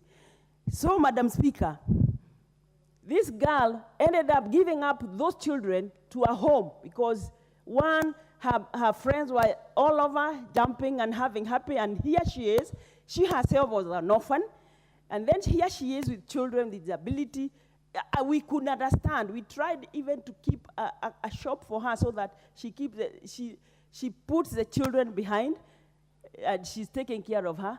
And then in front, she's selling her goodies. But still, it was too much for her. So this is a full-time job that these people need to be taken care of, Madam Speaker, because there's nothing else they can do. That is the only job they are doing. So, Madam Speaker, my take is this, as I conclude. You can be disabled at any one stage in life, and you need to be taken care of. And mostly, this problem gets the people of vulnerable means so that they're not able even to feed them. So what happens is that the poverty, the chain of poverty goes on and on and on and on until people just give up in life. So I think it is very timely to consider the caregivers, because the caregivers do as much. You may not be disabled, but you are not doing anything else yourself. So, Madam Speaker, I wish to support and congratulate my sister. Thank you very much. I don't know why some honorable members are just telling me to stop. I don't know whether they want me to stop. I have a lot about disability because this is something I have done since I joined Parliament, because I got to know something that maybe I never thought about. Thank you, Madam Speaker. You know, Honorable Jane, you have 10 minutes, and they are telling you to stop so that they get a chance. But your 10 minutes, you are right. Honorable members, it's now an opportunity for Japheth Nyakundi, member for Kitutu Chache. The Honorable Kipsanai, I can see you are being very strategic, but you know that you are below him. Please proceed. Thank you, Madam Speaker. I also want to thank Honorable Dorothy Kiara for this motion. This is one of the most progressive motions that I think I've ever seen in this House, because you know, these caregivers are very important people who support the people living with disability.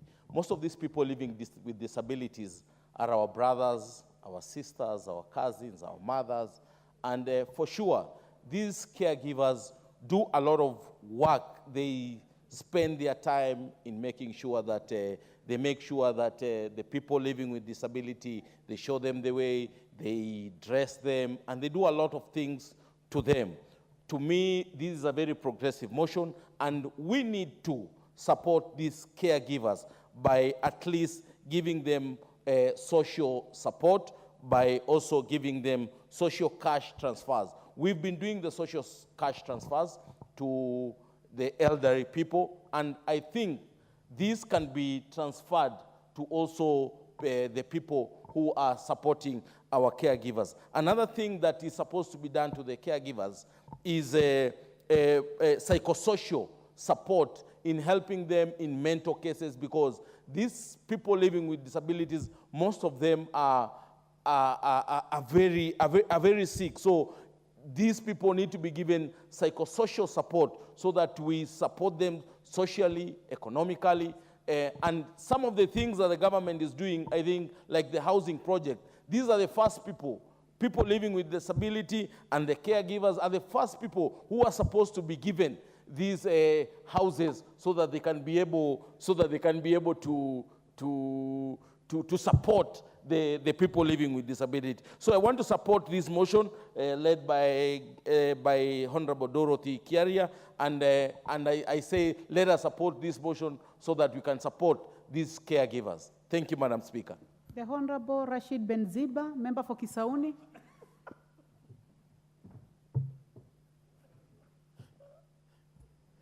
Asante sana, Madam Speaker, kwa kunipa fursa na mimi niweze kuchangia mswada huu.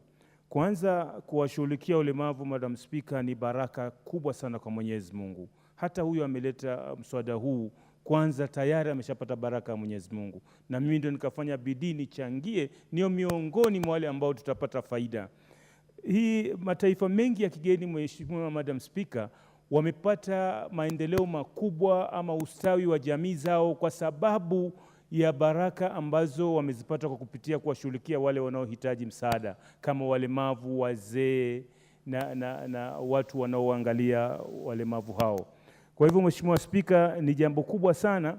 Hata mimi ningesimama kusema pia wale wanaoshughulikia wale walemavu wapewe stakabadhi maalum ambayo wakifika mahala popote. I'm sorry to interrupt you, member for Kisauni. The member for Kisauni, the Honorable Benziba Rashid, you will have 9 minutes to debate on this motion. Honorable members, I know that you've shown a lot of interest. The Honorable Kipsanai, the Honorable Lilian Sayo, the Honorable Harrison Kombe, the Honorable Yusuf Mohammed. I hope you'll be available next time when this matter is being debated. Please be upstanding, honorable members. And the time being 1 p.m., this House stands adjourned until today, Wednesday, 13th of March, 2024 at 2:30 p.m.